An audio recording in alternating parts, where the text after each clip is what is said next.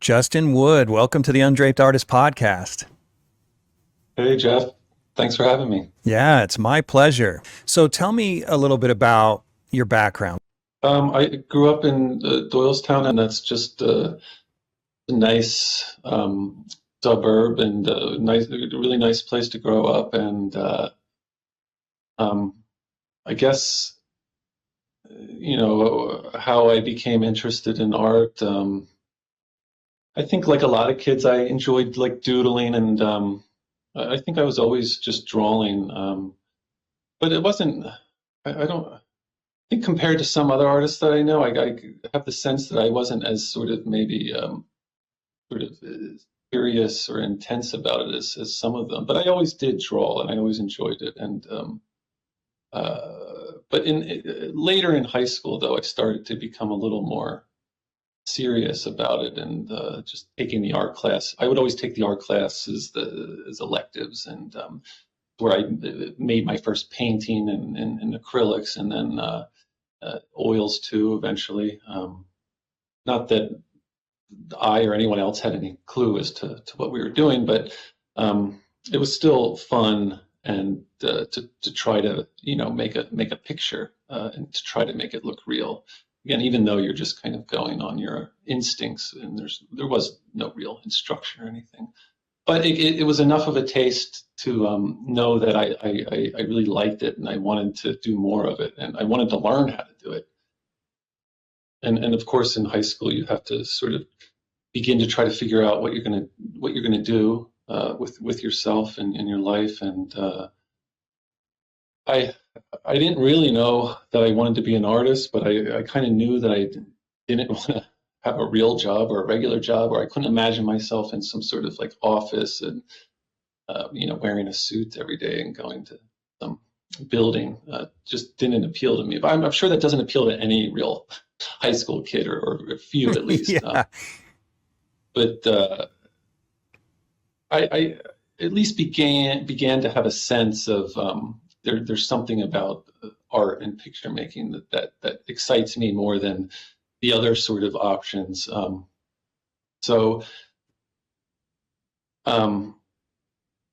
Once it came time to sort of pick colleges, going to an art school didn't really appeal to me. I felt like I wanted to go to a regular college that had a good art program, and I don't know really why. I guess I didn't really feel like an artist, and I felt like just a regular, whatever that means. And I felt like I was just a regular person, and I wanted to be around regular people, but do art or something. And I had this idea in my head that art schools were like weird, and I didn't feel like I was that type of person. And who knows where I came up with any of that stuff. I'm sure it's just weird biases that you create in your head. But also, I think some of it was rooted in something true, in that a lot of art schools these days are also, it's more abstract programs and modern sort of things. That was never something that was I was never interested in that. And so I eventually kind of settled on the idea that I would go to a college that had a good illustration program, because then you start to look at colleges and you look at the painting programs, and even in college, in the regular sort of colleges, everything seemed to be sort of more of an abstract and modern curriculum.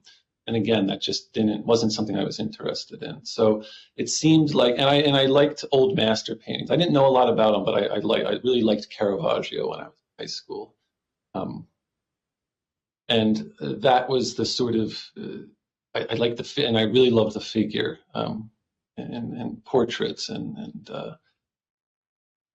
so it seemed like a college illustration program was as close as I would be able to get to doing that sort of thing. And so I eventually went to Syracuse University, and they have a decent illustration program. And When I was there, I was taking as an elective figure drawing classes with an artist named Jerome Witkin, and that was sort of my real moment of kind of realizing what I wanted and what excited me, and that was drawing the figure from life. And even though the way they set that up was not like it would be at an atelier, so it was, the poses were much shorter and faster. But Jerome Witkin was a realist representational painter, figurative painter, and he worked from life. So he did throw in long poses where we would have, like half the class would be doing these quick sort of things. But then at the end, we would do like a long pose, and then we would sort of return to that pose the next session. And so we had, I don't know how many, but we had a number of sessions to sort of work on the same sort of painting. And that was also a realization. It's like, in order to have the opportunity to make something that doesn't entirely stink, you need to spend a lot of time and energy on it. So I was happy that it was kind of giving us that opportunity, even though the work I did there was, of course, not good. But again, it helped me sort of see the path that I wanted to sort of be on. And then after I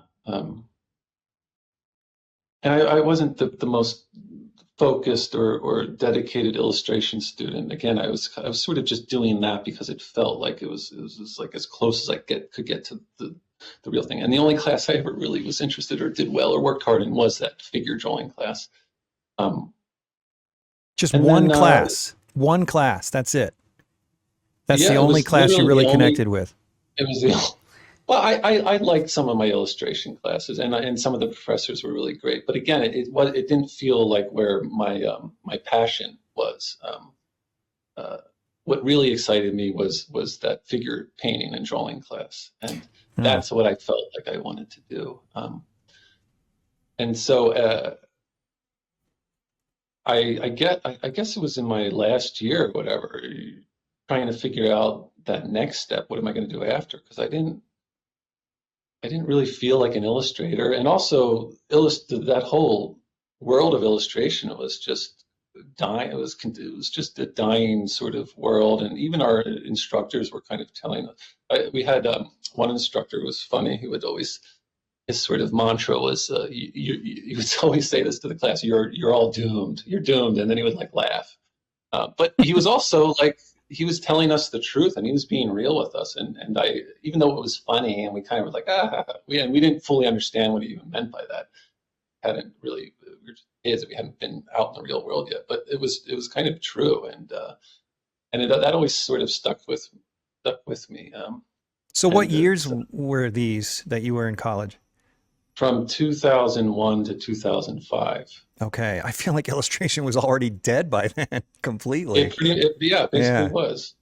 And they essentially said as much. And that also at that time is when computers started to really become, it was still very early, but that was when but they had just brought in Photoshop to the school, and they were working in a sort of a digital component to the curriculum. And I definitely didn't, I'm just not really a computer person, and that didn't really appeal to me. I just wanted to draw and paint sort of the old masters. That was sort of what I felt like I wanted to do. And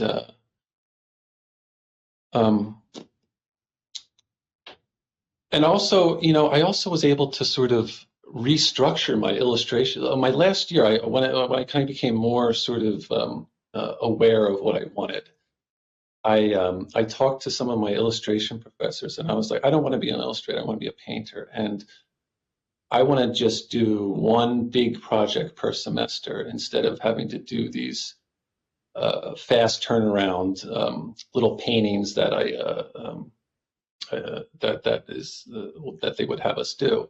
And they were all really cool about it, and they let me do it. And so I just kind of created my own little sort of projects, and I made a couple like large multi-figurative paintings that were again, it's just somebody who's just fumbling and kind of in the dark with, and I had no real idea what I was doing, but I was excited about it, and I was trying, and again, it was just all, it's all like it all kind of gets, it's sort of those beginning steps that sort of put you on the path that you're looking to find, and so I'm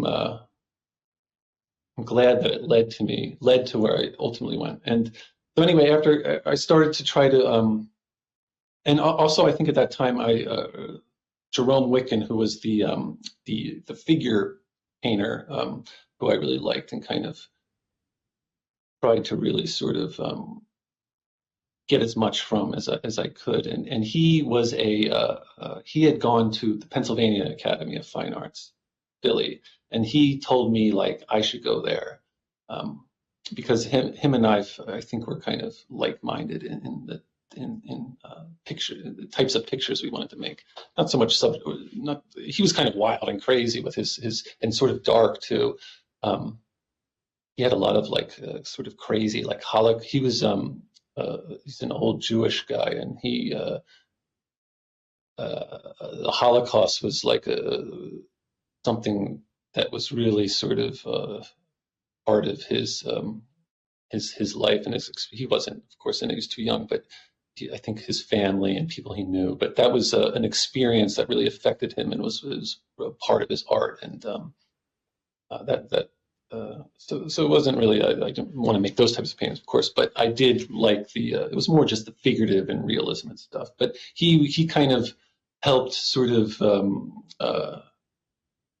tell me sort of what you could possibly do after college.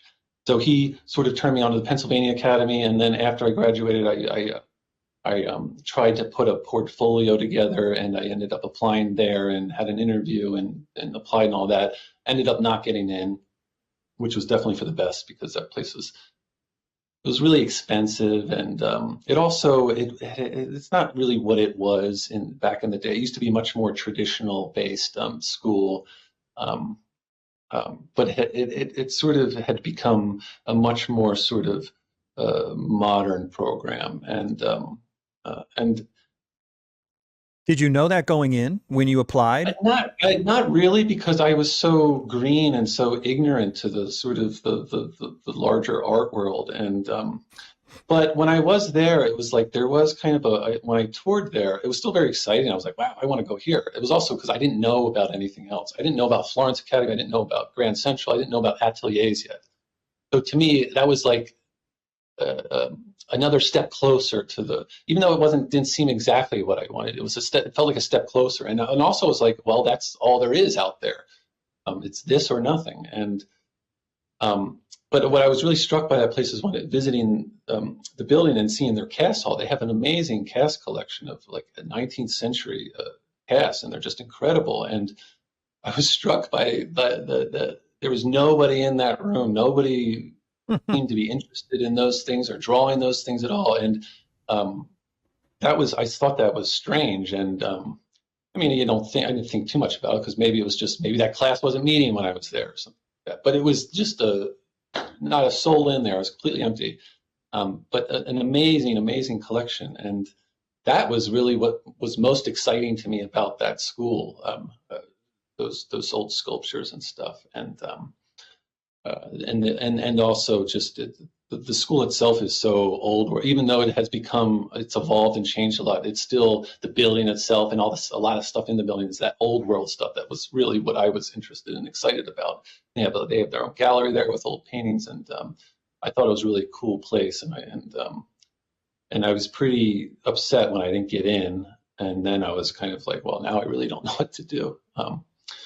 So I was just kind of, I had moved back home after I graduated, and I was just working at a golf course caddying, which was something I kind of grew up doing, and just trying to figure out what I was going to do. And I don't know when, but at some point I stumbled upon was probably, you know, when I was searching from looking at the grad schools like Pennsylvania Academy and New York Academy, it eventually sort of, I somehow through that found Florence Academy. It was probably through like looking at the alumni list, and then I found an alumna, someone who went to Pennsylvania Academy, New York Academy, who had also went to the Florence Academy, and then once finding the Florence Academy, that was what really like was to me a moment that was just really like a moment where you really sort of like, oh my goodness, that's the thing that I want, and that's what I've been looking for. It felt like I found the thing that I was looking for. Mm-hmm. And I kind of immediately started to try to get a portfolio together. I bought the Charles Barg book, which had just come out. In the back, there's this little tutorial that Graydon Parrish wrote about how to do site size and how to like. So I bought a cast, a plaster cast, and I set it up in my parents' basement and tried to sort of best I could on my own to try to do the site size method and to do a cast drawing. And I sort of instantly made the best drawing that I had ever made because I didn't know how to draw, but site size, even if you don't know how to draw, it can get you just through that mechanical means of relaying the sort of the series of proportions over to your paper. You can get something or super accurate without having to really know how to draw. I mean, obviously, to make a good drawing, you have to know how to. There's more to it than just site size, and to make a good drawing, you have to know how to draw. And but just getting the basic proportions set up, I found that method to be amazing, and I thought it was like the secret of the masters. And I thought, oh, that's how they were all so good at drawing and this and that. And you know, I spent that whatever amount of time that year trying to get enough things together in order to be able to send an application to Florence Academy. And I remember that I met, or I found out there was a guy who lived in the Philadelphia area named Dave Larned who had went to Florence Academy, and I had sent him an email and asked if I could come meet him and see a studio, and if he was be willing to share whatever he could about that experience in that world and what he does in life as an artist. And he was really nice, and he had me out to his place, and his wife happened to be Sarah Lamb, who was one of the original kind of Grand Central or GCA people. Back then it was Water Street Atelier, Jacob Collins's school.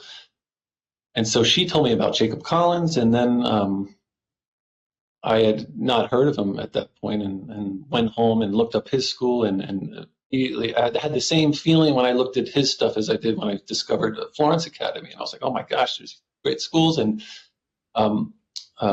now I think I kind of want to go to his school. But I ended up applying to both, and I went up and met Jacob and saw his studio, and I really liked that. And I loved his work, and the student work too. And I eventually made the choice to go to New York and study at Jacobs instead of the Florence Academy. It was a little more practical.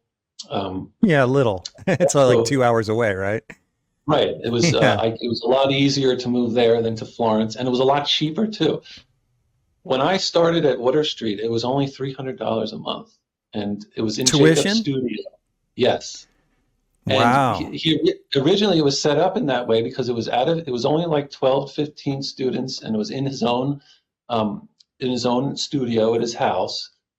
So there wasn't much overhead. So all he needed really was money for models and some basic studio supplies. So he was able to keep the costs super, super low, which was great because so much of us just didn't have a lot of money to spend on tuition. And So this was almost 20 years ago, though. So that's, I don't know, it's $500 changed. today, Now it's right? It's expensive. Yeah, now it's like an institution, and it has No. to be. What I mean is just with inflation, to put it in perspective, that might be like $500 today or something. Oh yeah, I don't even. Which Which still is not. Well, I Still's guess not that- bad. Yeah, I mean, if you're comparing it to like a grad school education, which is, like, even though you don't get it, it's not accredited, it's still the equivalent of, I would say. Yeah, it's still a Um, really great deal. yeah. But so I ended up going to study with Jacob, and that was my first real, I guess, step into the world that we're in now. So he doesn't teach sight size though, right? No, Jacob didn't. And I remember having a little bit of a panic attack when I went to meet him, and I interviewed him and stuff. And um, I remember how I thought it was, I wasn't offended. I thought it was funny, and it was a little, and it felt too like a little bit of almost like a power play, sort of like the way how quickly he went through my portfolio. I bought this like fancy metal portfolio, and I got the printouts and put it all in, because that was before like people had websites. And so I had a printed out portfolio that I brought with me, and I was somewhat proud of it. And I remember he like spent 2 seconds just going through it. He like even laughed at some of them. And I was like, no, for real. but no, he wasn't. I'm making it sound worse than it was. It was Okay, just, okay. and if you know Jacob, it's like, that's kind of just, it's a little bit how he is. And he kind of, and if I could, and believe me looking at that portfolio now, I would have the same reactions as he. There's nothing worth spending time looking at this. And all he wanted to see was intent. He just wanted to see that you wanted to do this thing, and he didn't expect anyone in before having gone there to really to be any good, or to sort of know what they were doing. So he was just looking to see that you wanted to really learn how to do this stuff. And, Yeah. But I do, that was something, the memory that sort of stayed with me, the way he sort of just sort of went through it. And then he does the things too, where he's like, you don't want to be an artist. It's too hard. Just get a real job. And so he kind of does that sort of stuff. And it's just to test you, to make sure, and also to kind of be real with you and honest with you, that it's a really hard way to go. And most people probably aren't able to sustain any sort of real career doing it. It's just so hard. And but I was really happy that I did go study with Jacob, and I love the world that he's kind of created up there, and I'm happy to still be a part of it. Not as much as I used to, because I moved further away from the city. I'm not able to teach as much as I did, but I feel like I found where I belonged. Oh, that's great. So at what point was it Jerome Witkin that's introduced you to the option of fine art, or were you familiar with fine art way back in high school? I mean, but I didn't really know anyone that did it, and yeah, he was definitely the one who's like, he was a real painter, a real artist. He wasn't an illustrator; he was a fine artist. And in my experience, my time at Syracuse, I eventually became aware that that's what I wanted to be. And he definitely helped sort of steer me in the right direction, and give me a direction to kind of go in after Syracuse. Man, what a blessing you got. You got rejected from the Philadelphia Academy. Is it Philly Academy or Pennsylvania Academy? Yeah, Pennsylvania Academy. It was a total blessing. And even though I was disappointed at the time, I'm so glad that that I never went there. I don't think it offers what I was looking for. Yeah. As you were talking, I think about that beautiful building. I haven't seen it, but Carlo Russo attended that school, and he told me a lot of the same things about that cast hall and all that beautiful building, beautiful environment. And I'm from back east, so I know that there's a lot more history back there. But I think about that, and I think it feels almost like it's this beautiful exterior with a cancer inside it. And that's how I see some of these institutions. It's like from the outside, they look like this wonderful thing with these beautiful cast halls and this beautiful architecture and this inspiring history. But then what's happening is, as you put it, just a lot of weird stuff going on. Yeah, they unfortunately, but also kind of understandably, they didn't really maintain their original sort of vision and values, and they sort of when the times and the sort of trends changed, they followed that, and I mean, it's a shame, and from at least my point of view. Mine too. Yeah. But yeah, I mean, whatever. It's like that stuff is gonna happen probably, and I think as long as I feel like it stinks because that place used to be awesome and now it's not. And yeah, it's like they don't. It's almost like they don't deserve to be in that building. They should be in a different. That's That's more how in the I lines feel. of That's how I feel. yeah. I wish we could just sort of take it from. But you know, whatever. There's that stuff. It's like that sort of thing exists everywhere. And you know, at the end of the day, I'm just happy and grateful that I was able to find the place that did offer the thing that I wanted. And um, it's a shame that place kind of has changed, in my opinion, for the worse. But you know, it's okay, and that's probably the right place for some people, and certainly the wrong place for others. And again, I'm just glad that there's a place that exists and places that exist that's right for me and other people like me. Yeah. At least that's the attitude I try. That's the positive attitude I try to. Yeah.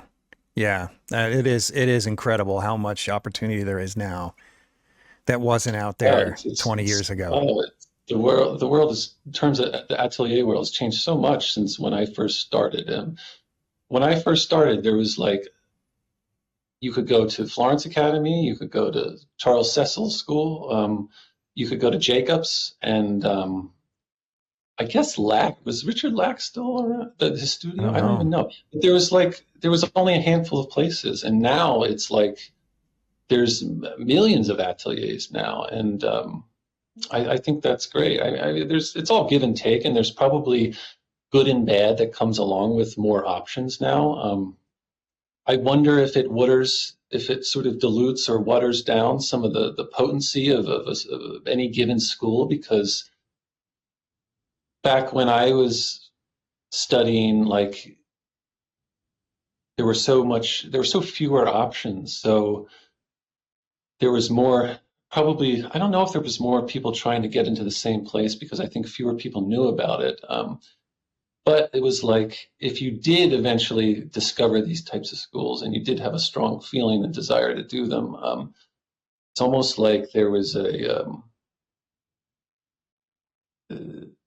the talent wasn't as spread thin as it might be now, because again now, like then you had to, if you wanted to learn how to do this, you had to go to New York to do it, or Florence to do it. Whereas now, if you want to, and if you lived in Kansas, well, you either go pick up and move, or you don't, or you stay where you're at and don't do it. So it's sort of now people don't have to do that. They can just go to their local one, which again, it's all, there's good that comes with that. But I wonder a little bit is I wonder a little bit. I don't know where I'm really going with this thought, but Do you it's feel something like I people wonder. aren't paying their dues by having to pick up and move and kind of suffer for their education? It's almost too easy. Is that what It's you're certainly saying? easier. I don't know. I don't know if that, but something like that. And I don't. I don't know. It's almost like in a way, it was almost like harder. It's like you had to, almost like you had to want it more back then, and you had to search. It was harder to find stuff too. So it was like the people that did find it were the ones that sort of searched more and sort of maybe wanted it more. Whereas now it's like it's so much easier to discover this world and all the options that exist within it. And I think that's for in the bigger picture. I think that's better, but Yeah. sometimes I wonder what are, if any, some of the little things that may have been lost from that, and that's sort of diluting. And Yeah, I uh, wonder.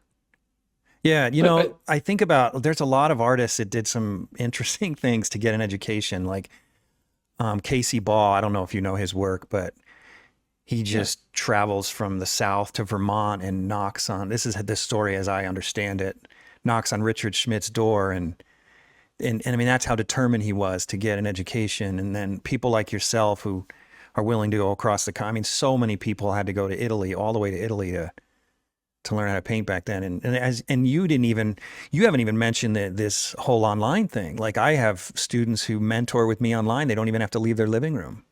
Yeah. And Yeah. now kids are getting like really pretty incredible educations all online. And again, it's give and take, and I wonder what you lose. I think there's nothing better than an in-person group experience for learning. However, if that's not an option to you, well, then online instruction is great. And especially since the pandemic started, how much more that sort of developed, and how like everyone like is offering online instruction and making videos um, it's just so much easier to get an education now than it used to be, and it's just so much more people doing this now than there seemed to have been in the past, and that's got to be a good thing in overall. I wonder if there's a certain level of grit that used to be required because you'd have to leave your home, you'd have to go find an education somewhere, and you'd have to compete to get in. And so that same grit that got you into Grand Central or got you to Richard Schmidt or got you to Florence Academy or whatever it might be would carry over into a field that is really difficult to navigate. Whereas now it's like, millions of people can study in their backyard or over the internet that may not have the grit required to make a living. Yeah, yeah, I think you're really right on with that. It's and yeah, it's like that silly scene, and I don't know why this popped in my head. I don't even the Fight Club movie where the guy wants to be in the Fight Club, but they make you stand outside for like 3 days, and they tell you to leave, and you're not good enough. You'll never do this. So yeah, I do think there was that process of having to find and then make whatever changes, sacrifices, whatever, in order to be able to move and go there, and to get yourself in a place where you can learn how to draw and paint. And yeah, and I think it was hard. It definitely was harder back then. And I think there's good, and that makes you a harder person, and as you said, a grittier, have more grit if you're going to make that work. And my first year it was hard. It sucked. I was super happy because I was there and I was doing what I wanted, and I was happy to sort of make the sacrifices I had to. But it was hard because I would go home every weekend to have to work on the weekends, and even I remember the first week or two, I was on my friend's couch because I didn't have an apartment yet, and I was young enough where I was able to do all that, and it was fine. It was more probably of an adventure than anything, but it was hard, and but again, I was happy to do the work and to make the sacrifices because I knew that that's what I wanted. So it was okay that I didn't have I wasn't able to compare myself to my normal friends at that age who were out of college. They were getting real jobs, so they were able to start to they could buy like a car and go out and go places and do things, and I wasn't able to do. And which again, I was happy to make those sacrifices. So how And did you transition from Water Water Street. Street Atelier to real life, to painting and being a professional painter? I studied. So when I was at Water Street, I was in there in a transitional sort of time. The first 2 years were at Water Street, and then Jacob had also. My first year was the first year that Grand Central Academy. Back then, it was Grand Central Academy got launched. So there's the two schools going parallel side by side. And then I think after my second year, Jacob consolidated the two schools. So he sent everyone at Water Street over to Grand Central Academy, and so we just became part of that group. And then I stayed there for another 3 years. So I ended up I studied for 5 years, and because my fourth year, I was like, I don't know how to do this yet. I need more time. And Jacob's very cool about that. And I think my fifth year was when I started to really, that was when it's like, okay, I bought myself another year.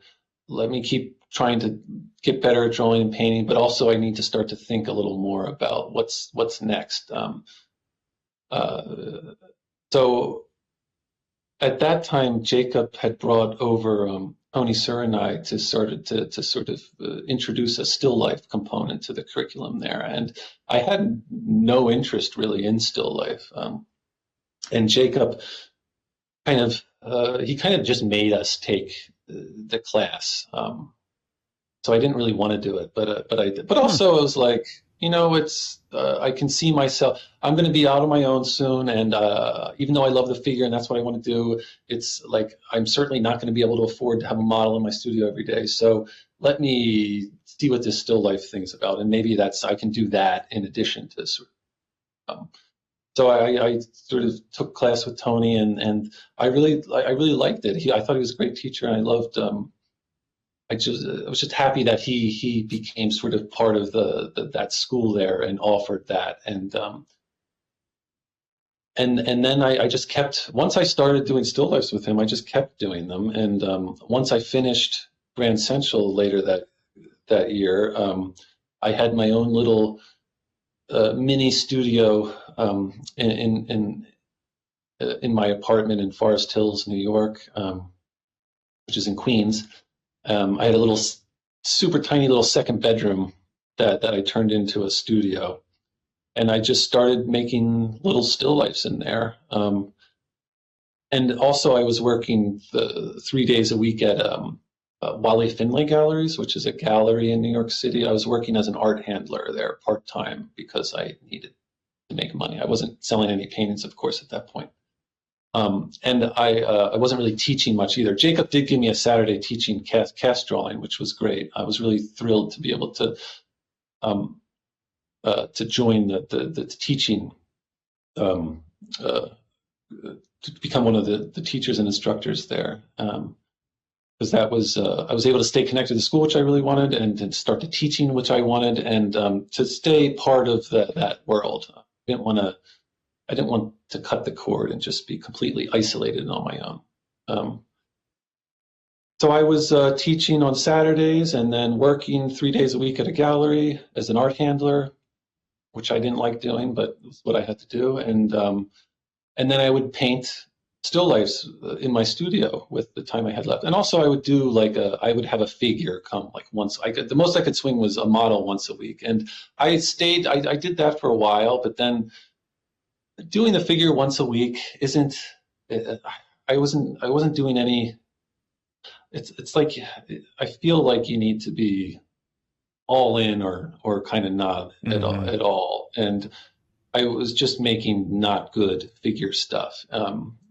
And my still life stuff was getting better, and I eventually was just like, forget the figure for now. Maybe I'll come back to it, but let me sort of go all in on the still life thing. And then I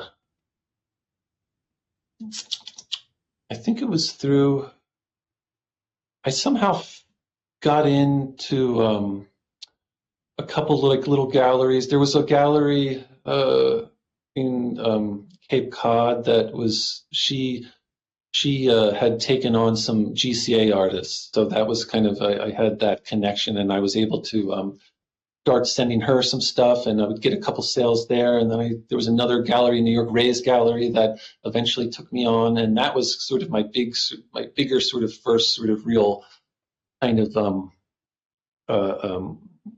experience in the gallery world, and actually starting to sell paintings. And that was really kind of cool and exciting. I felt like I was like becoming like an actual it made me feel like a professional artist to be able to actually sell galleries sell paintings in a New York gallery. And then I was continuing with my part-time job and painting still lifes and teaching. And in a few years, I was able to start to sort of back away from the part-time job at the gallery. I was able to go from 3 days to 2 days, and then I don't know if I went to 1 day at some point or just after that, but I was eventually able to sort of kind of just go full time into just painting and then also teaching. I was beginning to get more teaching too, so that was able to.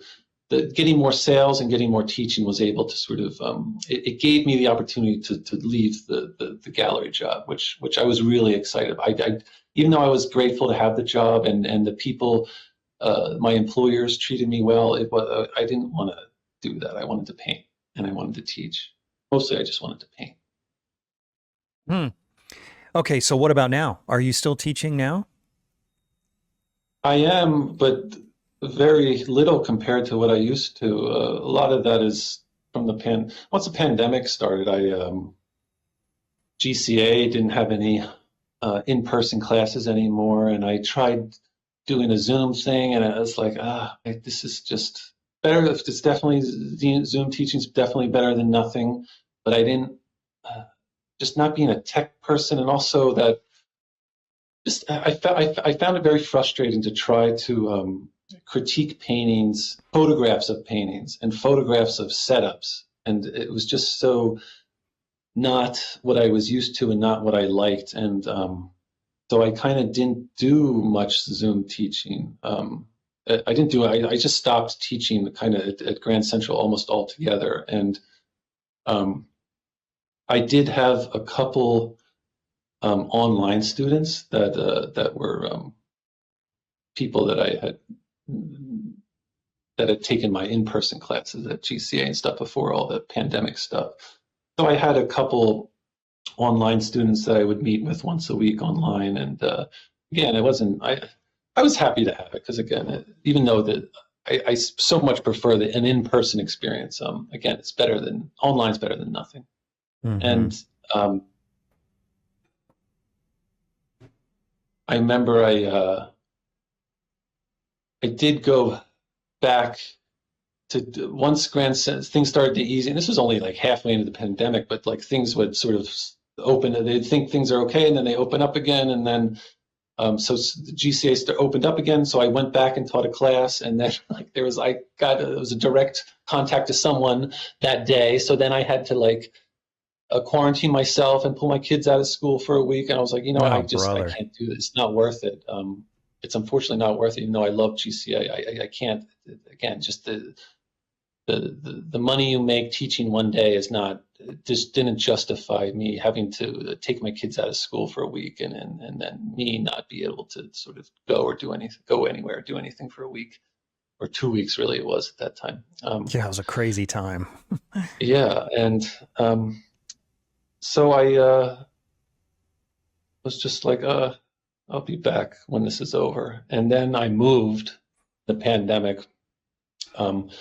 My wife and I were able to purchase a home, but it was further away from the city, kind of deeper into New Jersey, and it was too far for me to be able to commute in a regular way to the city anymore to do like a weekend class or an evening class or day class. And so I just, unfortunately, I'm not able to teach there regularly anymore. So I'll do my week-long workshop once a year there now. But I just can't, my proximity, I can't go in more than that. With traffic, it'll be 2 hours each way, which is not right. doable. Yeah. So it's basically just full-time painting at this point then. Yeah, pretty much. And I have 3 online students that I work with, now I'm starting to host workshops in my studio. So I've only had one so far, but I had one last summer that went well, and I'm going to have another one. My second one is actually in the middle of April, and then I'll have another one in I think the summertime. So I'll have my sort of few online students, and then I'll just have a couple workshops here and there.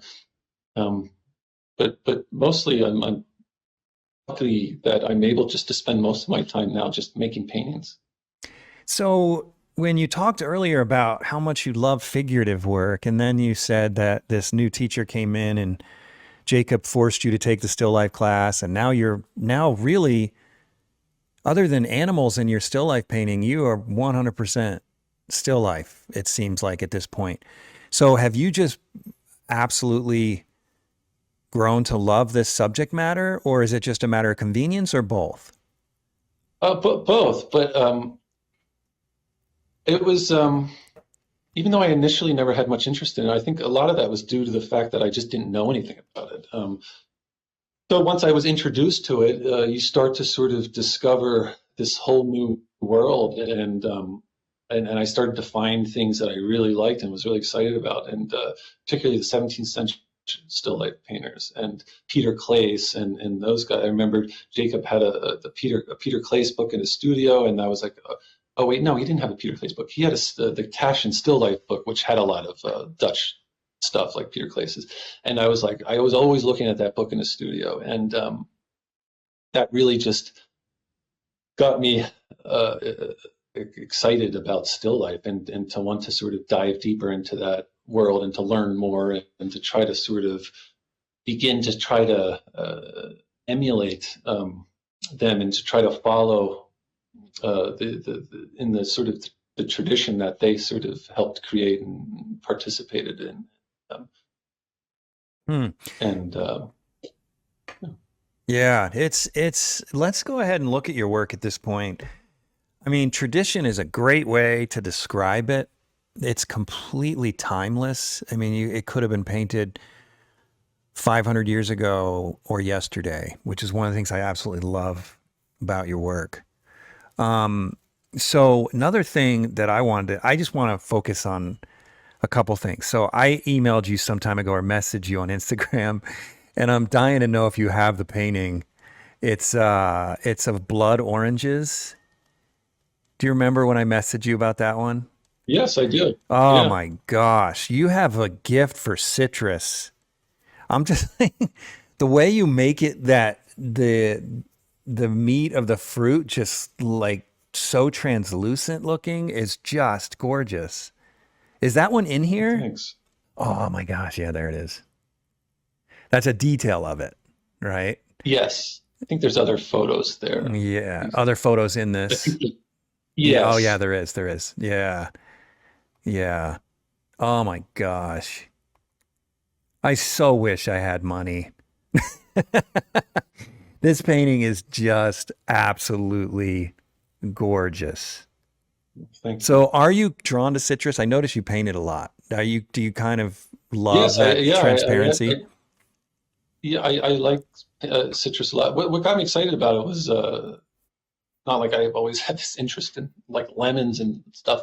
It's more of the way the Dutch painters painted lemons in Hmm. particular. I just thought it was so cool, and they had this little tech. They had their own little sort of technique technique to sort of do it, which was not how. Which was what's cool about it is like they had the Dutch painters, and I'm sure other too. They had like little like sort of recipes for painting various sorts of things. So they had sort of a little uh, how-to on how to do grapes, or and then there's a certain method for doing lemons, and the lemon treatment in particular, I always just found super cool, especially when you see them in person, because they're like not only are they painting they're also kind of literally kind of sculpting in low relief that peel like surface, because they would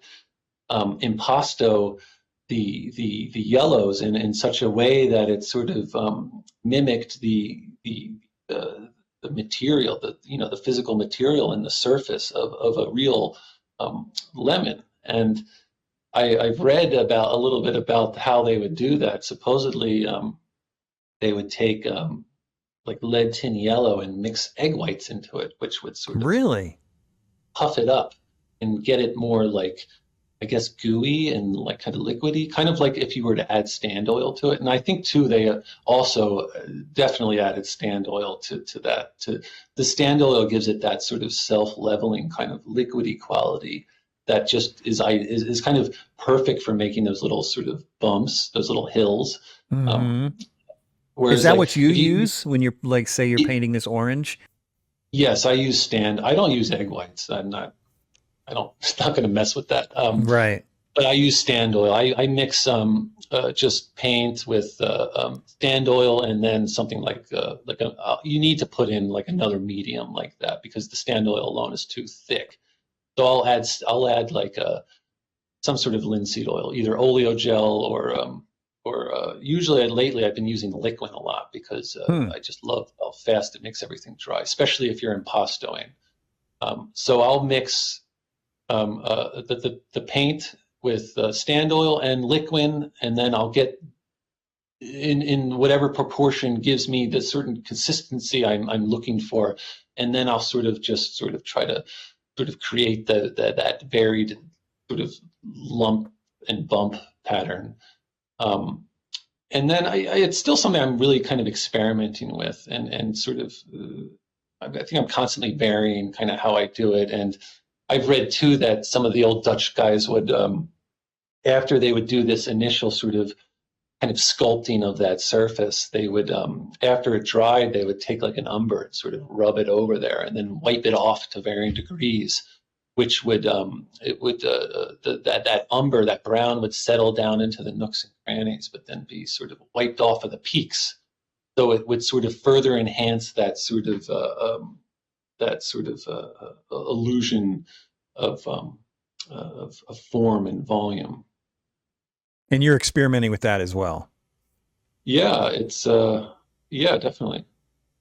I don't Yeah. I less so um I've messed with less recently messing with the glazing on top of it. But I'll go like I don't get like all the lumps and bumps exactly the way I want to always in one pass. So I'll sort of do an initial sort of lump and bump pass, and then I'll let it dry, and then I'll kind of go back into it and maybe try to sort of I'll do like a combination, adding more lumps and bumps in addition to sort of kind of glazing to sort of round out the forms and get a more of a precise sort of modeling effect. A lot of there's give and take with painting thickly. A lot of times when you're painting thickly, it comes at the cost of sort of precision and sort of control in a way. So sometimes you can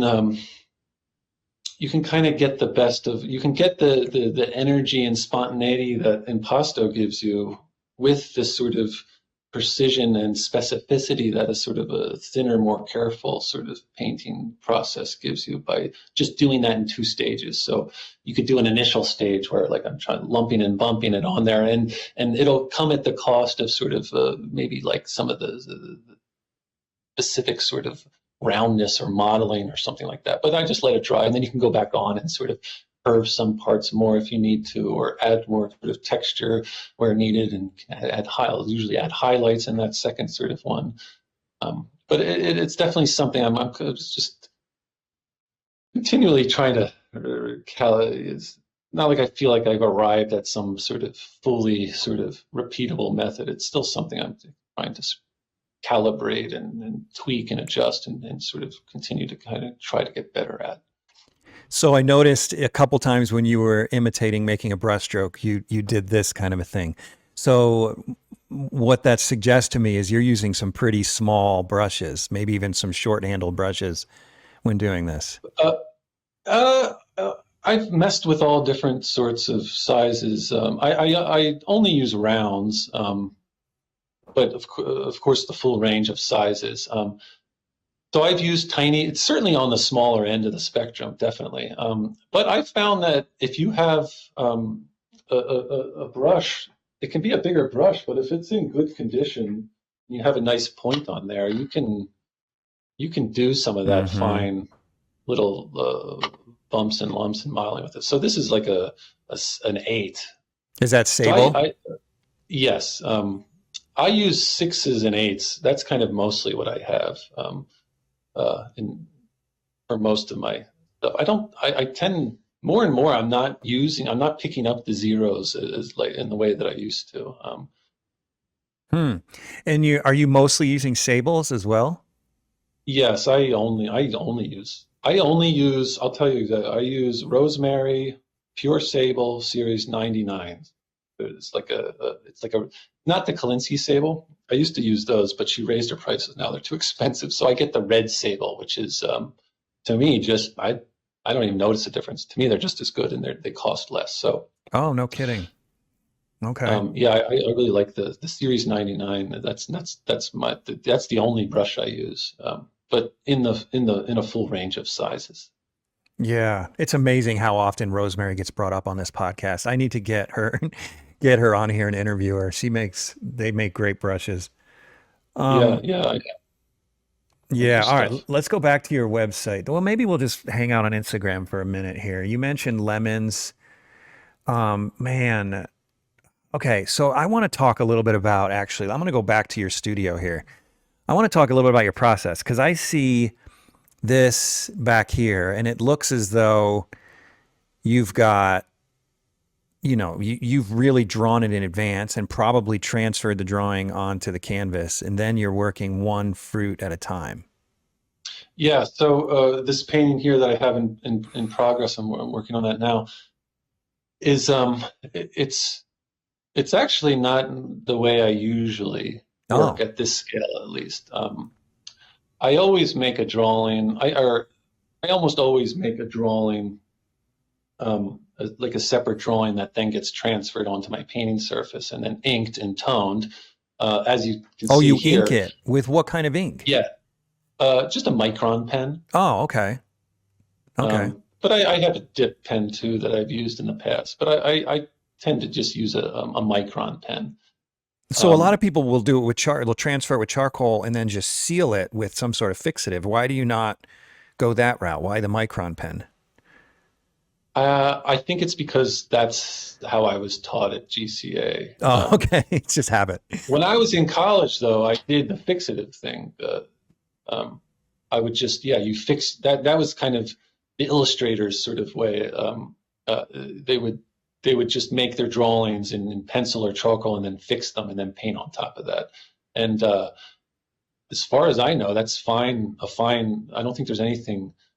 I've heard some people wonder if it's okay to have fixative on there, but I don't. That's As why I far was as I know, asking. I wonder the same thing if it's yeah, not I don't archival. know if it's harmful or if it's not, as George O'Hanlon would say, best practice. I don't know. Hmm. And I think the reason I use the method I do is just basically because that's how I was taught to do it at GCA. But And the yes, micron I'll do doesn't a bleed? charcoal. It never bleeds through the micron pen? Uh, it's not that it bleeds through, but if definitely if you're painting some passages thinner, it can show through, and you do have to take care to kind of cover up some areas. And there's definitely some paintings I have where you can, if you look carefully, you will see some ink lines show through. And to me, as long as it's not like distracting or taking away anything, I don't really care. Huh. Yeah, because But I'm yeah, looking at you these do have. green grapes and I'm like, how in the world? I guess you'd have to be painting pretty opaque to cover up a dark black line. Well, I try to, usually I use a brown micron pen and I try to be minimal with it. I try to just put down as little ink as possible. Like Oh, I try to like be as minimal with it as I can, okay. because it can be a pain in the butt to cover up. But I guess maybe I've just gotten used to it or I'm accustomed to it or whatever. But it's not that doesn't really bug me or bother me very much. Yeah. But there's definitely times where you might have to go. You painted a passage and then there's this little, like, especially times when it's problematic is its shadows, because I like to paint my shadows relatively thinner with a greater degree of transparency than in the lights. So those will be the times when you might get some of that ink line showing through. And there certainly have been times where I've had to go back to something after it's dry just to get a little more coverage in here or there where maybe the ink line is showing through and it's bugging me a little bit. Okay, now that you mentioned shadows, I want to ask you about that. So one thing I've noticed with a lot of more, traditional painters, particularly ones coming out of ateliers. And I'm not saying any particular atelier. I've just seen a lot that come out of ateliers. They'll take this concept of lights being opaque, shadows being transparent to the extreme. So where they'll have all of the lights totally opaque, and then it's like a cliff at the core shadow and drops completely opaque. I'm sorry, completely transparent to where even the reflected lights are just wipe out. And you don't do that, which I think is good, right? I mean, tell me about, are you familiar with what I'm talking about? Where it's like Yeah, absolutely. completely, And yeah, definitely. And yeah, there's definitely a tradition for sort of varying the amount of paint you're putting on. And there's certainly you'll notice in lots of old and new paintings that there'll be, that there tends to be, there's a convention of painting darks thinner and lights thicker. And you'll see that idea is played with in a full spectrum. There's a full spectrum of ways you can sort of deal with that. I like when I'm sort of talking about that or thinking about that, I like to think about kind of Velázquez as sort of representative of one end of that sort of extreme. Thinking of Velázquez portrait, like some of the impastos, like maybe a highlight on the head, on the forehead is like super thick impasto. There's so much paint there, and then you go to like his sort of like the side of his jaw, like where the beard starts, and you see like there's so little paint there, and it's like you see this sort of the almost the ground or the tooth of the canvas where he's kind of covered up all of that sort of the weave of the canvas up in the forehead and the lights because he's how much paint he's adding, and then you see just relatively so much more of that in another area. And so there's a big with someone like Velázquez, and it's even to varying degrees within Velázquez, but there'll be lots of there's a big difference often between the amount of paint in dark areas versus the amount of paint in light areas. And again, it's not there's always there's always, of course, exceptions to that and variations to that. But in general, I think that's true. And then you think of someone like Ang, who paints in a much more less varied sort of way than a Velázquez. Kind of everything is a lot thinner and a lot sort of more similar. The paint application is a lot more similar. However, even he still varies the way he's putting paint down. And there will be thicker and thinner, but it's not to the extreme that you see in a Velázquez. But you'll see with Ang and David, you'll see thin, transparent shadows and darks, and then at least for Ang and David, what I guess they would call an impasto, which is like little baby impastos. But still, the variety of application is there, and I think that's what makes one of the things that makes painting interesting is that varying your application, but doing it in a way where you're not, and this is kind of to I think what you were sort of suggesting, doing it in a way where you're still creating a cohesive and harmonious whole. And I think times when you see that method sort of not working is when, as you said, the transition from one to the next is too extreme, abrupt, or it's not sort of flowing or harmonizing the way that it could. Right, so you get, it's almost like you get these two different paintings in one, and then it's jarring and weird. So yeah, like figuring out how to make those transitions in a way that is going to enhance the painting instead of detract is certainly something that's difficult to figure out and takes a lot of time to sort of become sensitive to, and then to sort of employ in your own work. Yeah. Would you say that some of it, though, is that you are using, except in your absolute darkest darks, that there is some opacity in your shadows? Yeah. There's like I would think of it as like I'm able to get a certain amount of coverage because there's like layers there, but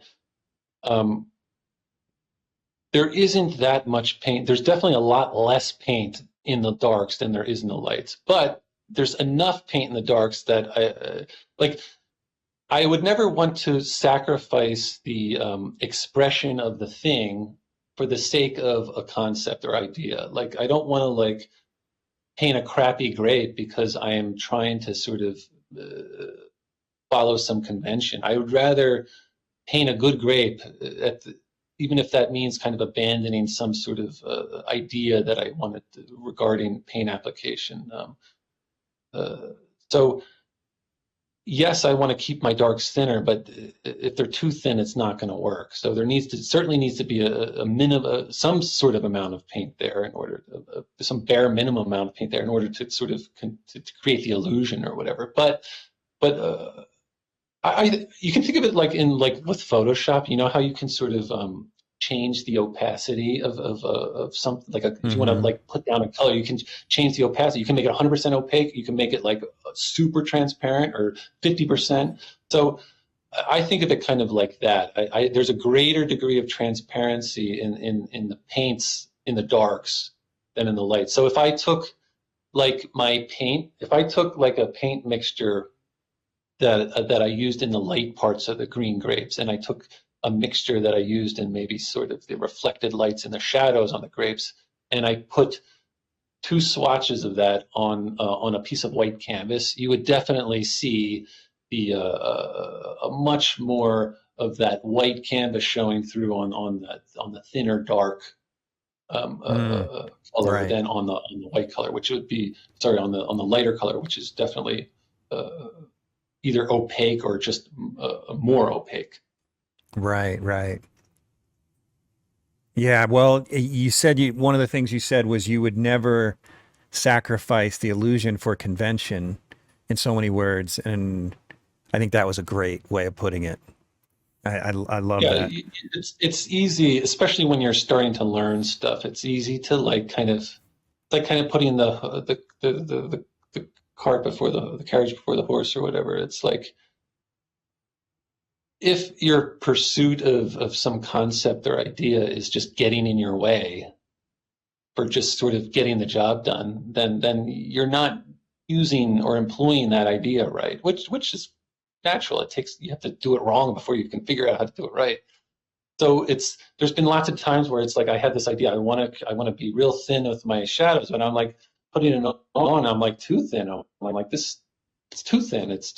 And then you have to be like, okay, well, maybe I just have to paint this a little more opaquely than I wanted to. And but yeah, it's kind of, I think too a lot. It's like we have these interpretations of how we think the old masters worked, or this artist works, or that artist works, and we try to sort of we'll say, oh yeah, I'm working thinner darks and transparent darks and opaque lights. But what does that could mean? A whole there's that isn't like a black and white thing. There's a spectrum of possibilities there. So a lot of it is like maybe what your idea of transparent isn't sort of really in line with the reality of who was able to use that in a successful way. So I feel like I'm just rambling. No, you're not. This is great stuff. Okay, so this is White Peaches, 14 by 11. Another thing I noticed about your paintings that I've always wondered in still life with still life painters like you who are just at the top of your game, they always have the best surfaces. This may seem like a stupid observation, but you guys always have the best tabletops. In this case, like this awesome piece of granite or stone or something you set the still life on. Is this something are you just improvising, or do you literally collect surfaces?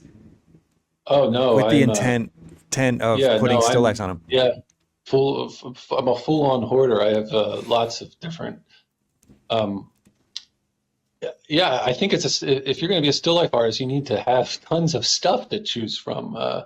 So yeah, I don't make it up. I buy that stuff. So those are actually concrete paving stones that I try not to make them look like concrete. I try to make them look like real stone.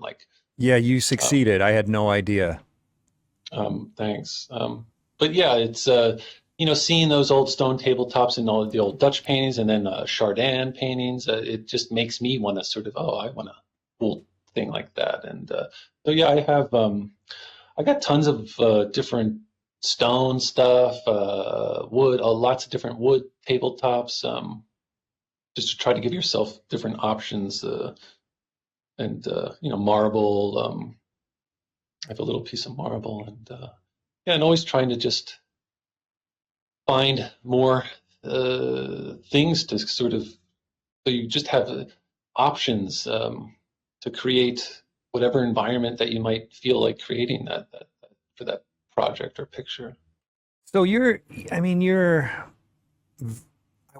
wouldn't say hyper realist by any stretch because it's got this very painterly classical feel to it, but they are quite refined and they have an incredible finish to them, which makes me wonder if they take a fair amount of time to paint.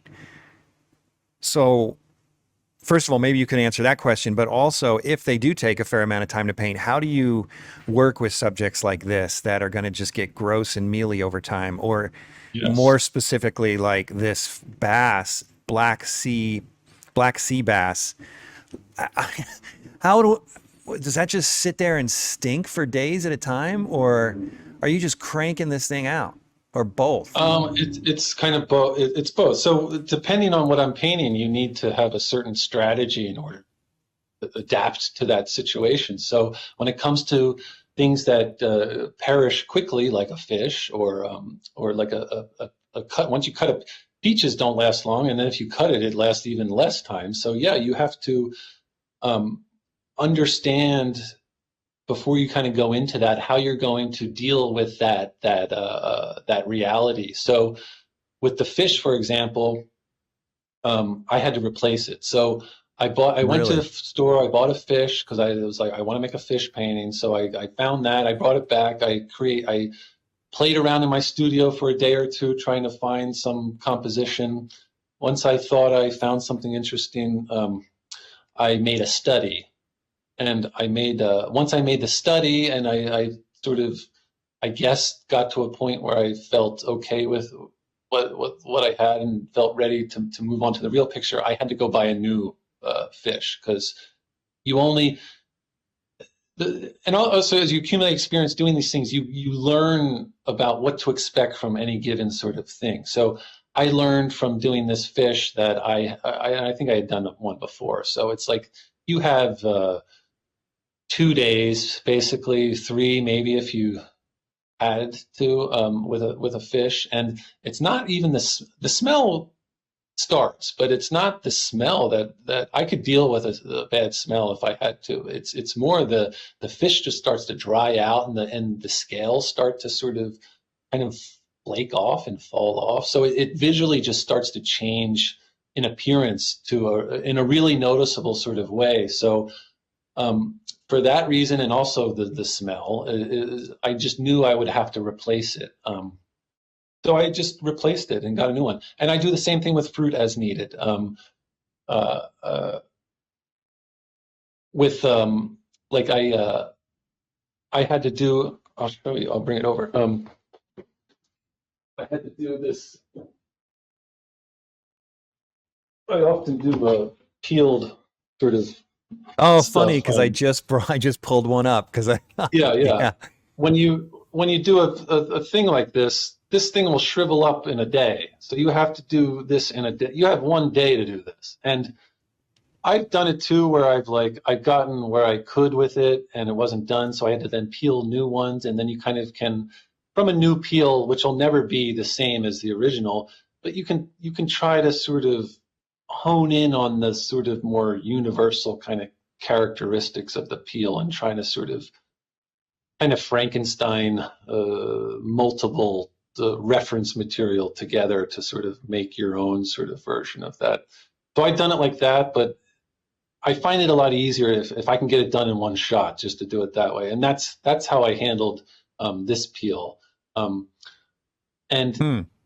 it literally, it actually, funny, it wasn't attached to the orange at all. There Tilt was it downward a little bit Tilt it Oh, down. sorry. Yeah, there we go. No, Um, a little more to the top down. Yeah, there, there. no, less glare. There you go. That looks Um, good. so when I was setting up the composition, I had cut the orange that you see peeled there, and I had a certain peel arrangement from there, but that quickly shriveled up. So once I went to start making this painting, I left the orange that I had peeled there, um, but I had to get a new peel here. So I I think this was actually, yeah, the peel. This was the first thing I painted in this because it was the thing that I needed to paint it first because it was going to shrivel. So in the morning I cut from a separate orange. It wasn't from this one. I cut a new peel, kind of put it behind it so it looked like it was attached. So I'm like faking the attachment there. Hmm. And then I just quickly drew it I had to just draw it with my brush right on the canvas, instead of my normal method of just transfer drawing. Um, and then I just had to alla prima in one day. Whereas I did the other things in more like 2 layers or So how do you three. mix them when you're doing some things alla prima because you have to, and you're doing some things in layers? They tend to have a different quality, don't they? They Or, can, but I'm more and more I'm finding I'm able to kind of more or less achieve the same results no matter if I do it in 2 to 3 layers or just one. And what that's kind of what I'm doing here. I was kind of not just for that. There's a couple of reasons why I'm doing this the way I am this time. It's not my normal method. I usually do some sort of underpainting, whether it's a monochrome or a color underpainting. This one, I just decided to go straight to finish. Partially it was because this setup has been in my studio for a while now, and it's like if I can oh, pan over cool. to it, I'm glad you did it's that. Oh, and it's there's a all little rotted. study there. Yeah, I first made a study, um, and one of the reasons I do studies is because it gives me insight into whether or not I'm going to like it as a final thing. And after doing this study, I was reasonably happy with it, but I didn't like this area. It felt kind of empty. So I was like, oh, I need to put something there. So I eventually had the idea to put an orange there, as you can see Yeah. behind me. Um, But you didn't do another and study. You were okay with your instincts at that point. yeah, I I should have made another study, but it was like the clock was really ticking Hmm.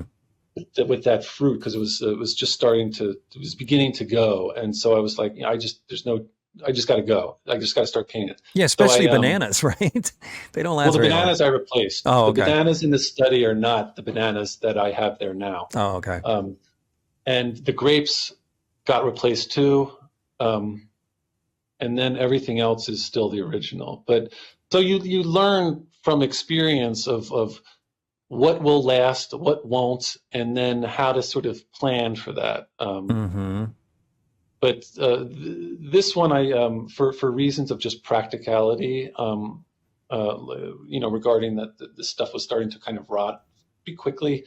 Um, uh, but also, I was like, I've been making a lot more studies recently, and there's a certain quality that they seem to have that isn't in my finished figure paintings that I kind of want to have, and which is what you often hear people say about studies, that they'll have more of a spontaneity, a looseness, a painterliness, and an energy and a uh, a candidness that is sometimes harder to get when you're sort of working in a sort of on at a larger scale and to a higher finish. So I've wanted to, and I think one of the reasons that studies have that is because a lot of times we make them in a sort of alla prima way with like a bigger brush. So it's like we never get sort of sucked into detail and polish.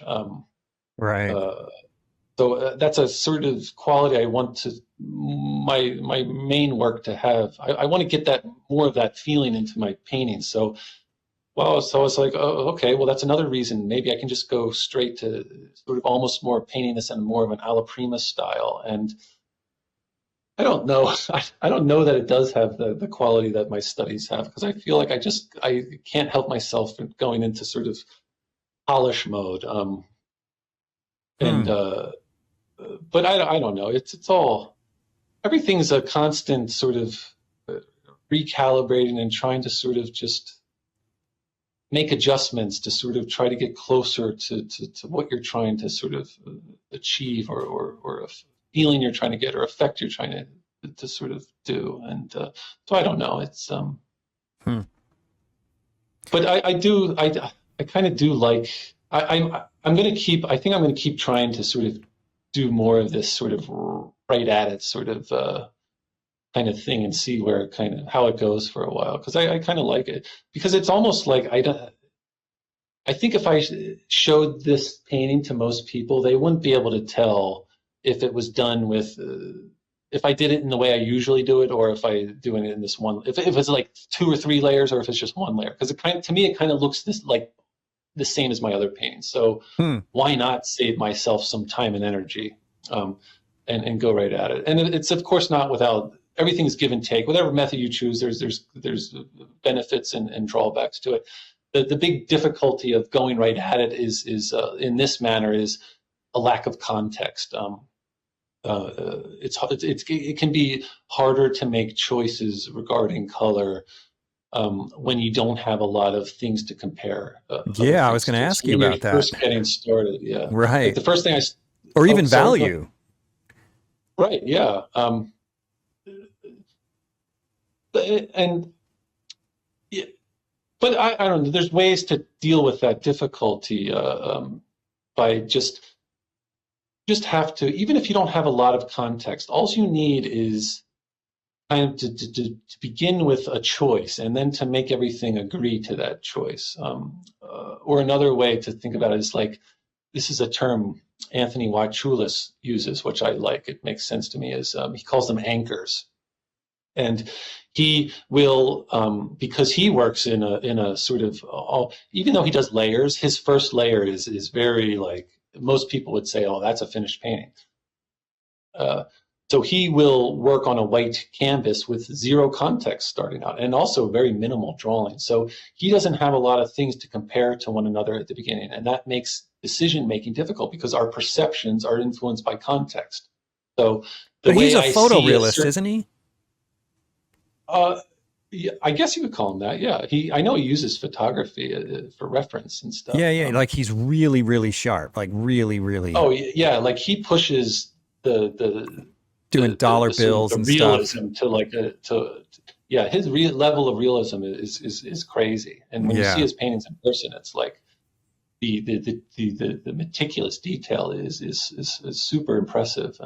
And I don't really know how he does it, but uh, he um, he talks a lot about what he calls them anchors, which is, it's a means of orienting yourself regarding values. So he will early on try to sort of start in an area that has like a darkest dark in the picture, and like something that's black and something that's white, because then you can use those two extremes to sort of negotiate all those shades of gray in between those two. So if you can say, oh, I know this part has to be white, or this part has to be black, or this part has to be close to white or close to black, you can use those sort of known things to sort of help figure out the unknown things, or all those sort of trickier in betweens.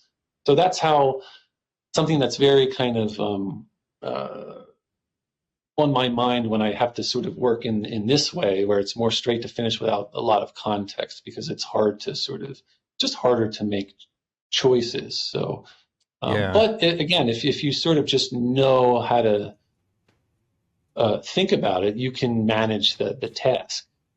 And then, of course, Yeah. as you accumulate more context, you gain sort of further insight to the previous choices you've made. And then you'll find opportunities. Oh, I can go back and fix this and adjust this and that, which I'm sure I'll do after I get everything covered. But I'm just going to keep moving forward, getting everything covered. And then once everything's covered, I'll probably like oil out the whole thing. And then that'll be the first time I'm able to see everything in context in relation to one another. And then that'll inevitably sort of um, tell me like, oh, this part is needs adjustment, or that part's too bright, or that part's too dark.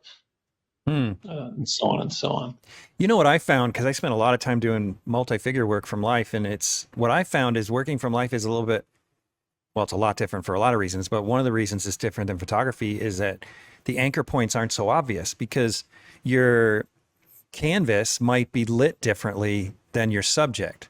For example, Yeah, if I'm doing a figure one day that is supposed to be fairly brightly lit, and then the next day I'm doing one that's more dimly lit, but they're not there at the same time, my yeah, eyes are going that's to good. adjust to the dimly lit one, but my canvas is the same. So what I've found was putting like having like an index card somewhere in my peripheral that's always lit pure, I mean absolutely brightly lit as a reference point, so that if my, if I've got a figure sitting on the model stand, I can compare the figure to the index card that's Uh, directly under oh, the that's skylight. yeah. That you have a constant. Yeah, A that's good. constant. Right, right. That's a good idea. I never heard that. I mean, it's a little different Yeah, yeah. situation That's because harder for you. I Harder for mean, you because. Oh, sorry. Go ahead. well, I was just going to say it's a little different than a still life because everything is at least there. But I wondered if that was something you might have tried. Not that you need to try this because you're already succeeding, but if you'd ever experimented with something like that, because I saw that little white piece of tape on your easel and I thought, I wonder if that's some sort of a guide for your whitest white. If you had like a piece of tape over in the still life that was pure white or something, but it doesn't sound like Yeah. it. No. That piece of tape there is that's there for when I take a photograph of it because it helps the it Oh, helps the okay. it helps the camera uh, uh, uh, get the exposure. Um, Oh, okay. I'm glad I asked about um, that. but I feel like just from all the years of practice and stuff that I've become kind of able to, I think, manage value in a reasonable way without having to sort of have a like something like a white card up. Right, right. But you know what? If I was doing something like you are, where I don't have all the things there at the same time that I can see, so I can sort of see everything in relation to another, I think I would need to do something like that. Or I'd have to have some sort of study where I sort of maybe had I had worked out those value relationships I want the figure in the background to be darker and the figure in the foreground to be brighter, and of course if I think I would have to either have some constant like you, or I would, in addition to having a study where I worked out those relationships beforehand, that would then serve as a guide for the final. Yeah, which But is also what I did. Yeah, you hit it right on the head. I had to do the same thing. yeah, Yeah. but I think it's so much easier for me to manage value relationships when everything's there, so I think but it's so much from practice of of just learning how to sort of translate the value range from the real world into that squeezed, more narrowly bracketed uh, uh, value range that paint offers. Because Right. as you know, and anyone who does what we do knows that the black paint isn't going to be as dark as like a super dark shadow, and the white paint isn't going to be as bright as the highlight on the metal of the glass or the forehead or whatever. So we don't have the value range with paint that exists in nature. So all those relationships have to be compressed and translated, um, which was such an awkward thing to learn. But after years and years of doing it every day, you become better at it, and then I think at a certain point you can just sort of just do it. I also have ways that I have a way of mixing color that helps me kind of, it automatically brackets myself in a pretty reasonable way, so that I can, even though I have to be mindful of how I'm managing my value ranges, and I have to make sure I'm sort of bracketing the banana appropriately in relation to the pineapple and so on and so on. The way I mix my colors usually is this sort of mixing and matching sort of way. I'll take my palette knife and I'll hold it up to various areas of the subject, and I'll try to sort of essentially mix and match the spectrum or range of colors that exist on whatever subject that I'm painting. And that it kind of it's like if I try to mix and match the lightest light on the pear, and I mix and match the darkest shadow on the pear, and then however many steps in between that I feel like I need, it sort of sets you up already with your sort of appropriate value range for that object. However, it's not as simple as that, because as I said a second ago, paint doesn't have the value range that nature does. So there is ultimately some sort of a degree of compression and sort of it's not a one-to-one. So even though I'm doing, it's kind of weird and seemingly contradictory, I do this sort of one-to-one matching, and then I'll set up a sort of a color string on my palette that I more or less know that I have to play within that range. I know that during the painting process, I have to deviate to varying degrees from those literal one-to-ones in order to compensate for the compression that has to happen. But again, that's another thing that just from lots of time and lots of practice, you just become more adept at managing. But I'm constantly I'm constantly evaluating my value range and making sure that I'm not. And you can do that on your palette too. So even if I don't have a lot of context on my canvas yet, I can use my palette. I'll be like, okay, I think this is a reasonable shadow color for the pear. And I know it's like pretty dark, but I know it can't be as dark as the shadow on that purple grape. So I can look on my palette to make sure I'm not getting like approaching too close to black or something like that. So there's different ways you can manage your values and stay mindful of how to sort of bracket yourself appropriately. So you mentioned color strings. Do you mix a color string for every color? I mean, or is it for every object? Yeah. For every object, but so like the pear there is red or pinkish and yellow. Are you mixing multiple color strings for the various colors within a particular object as well? Yes. So go ahead. Oh, so when you get up in the morning, I mean, are you spending a couple hours just mixing color strings, or how long does that take you? No. So I'll just mix the strings that I'm going to use that day. So if I'm going to paint the pears, like I painted those 2 pears in that was a day. So and it actually each pair, it's probably hard to tell in the video, but the yellows on the pears they're different. One is definitely a little bit more of a greenish yellow, and the other goes a little more towards an orange yellow. Yeah, even I though can the see it. The difference is very subtle. But that was 2 different strings. And then as you noted, the other pair has a different local color, and it goes more towards the sort of orangey pinks. So that was its own color string. However, because there was the amount of sort of like real estate, or really it's not the amount of real estate, it's the amount of tonal range within the pinks. It's much smaller than in the yellows.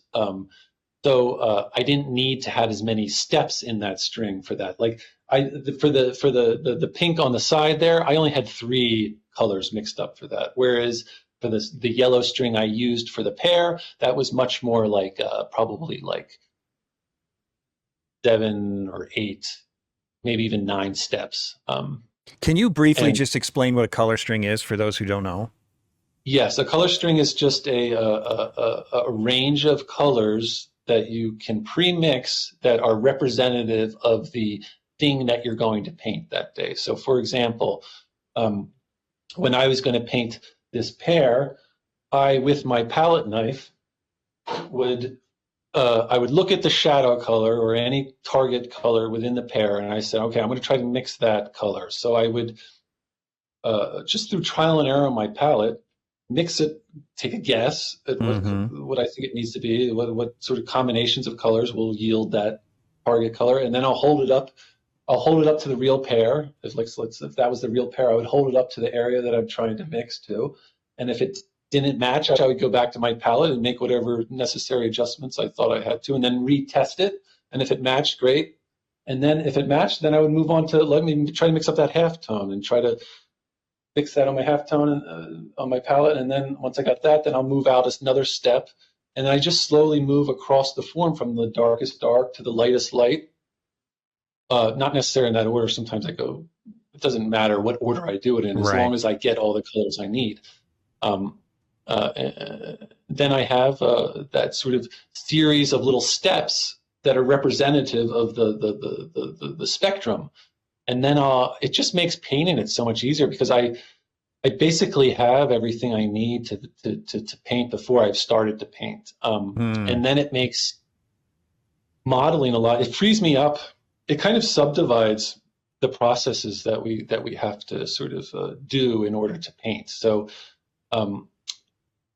I like to sort of break it down into multiple stages, so I don't have to do it all at the same time. I don't want to have to like paint form and mix color at the same time, because it's just, I have to do two operations simultaneously. Or I find it a lot easier to do one operation, and then I'm freeing up. Once I'm finished that operation, I can start the second operation. And I should take that advice, because I never mix color strings, and I'm always like, as I'm painting, I'm like, I'm so tired of mixing this color every time I put my brush down. Well, to your, everything's give and take. There's good and bad about doing that. I think the nice thing about it is that you get, usually you're not going to run out of what you need and have to then stop painting to remix it. Right. But I think some of the risks of it are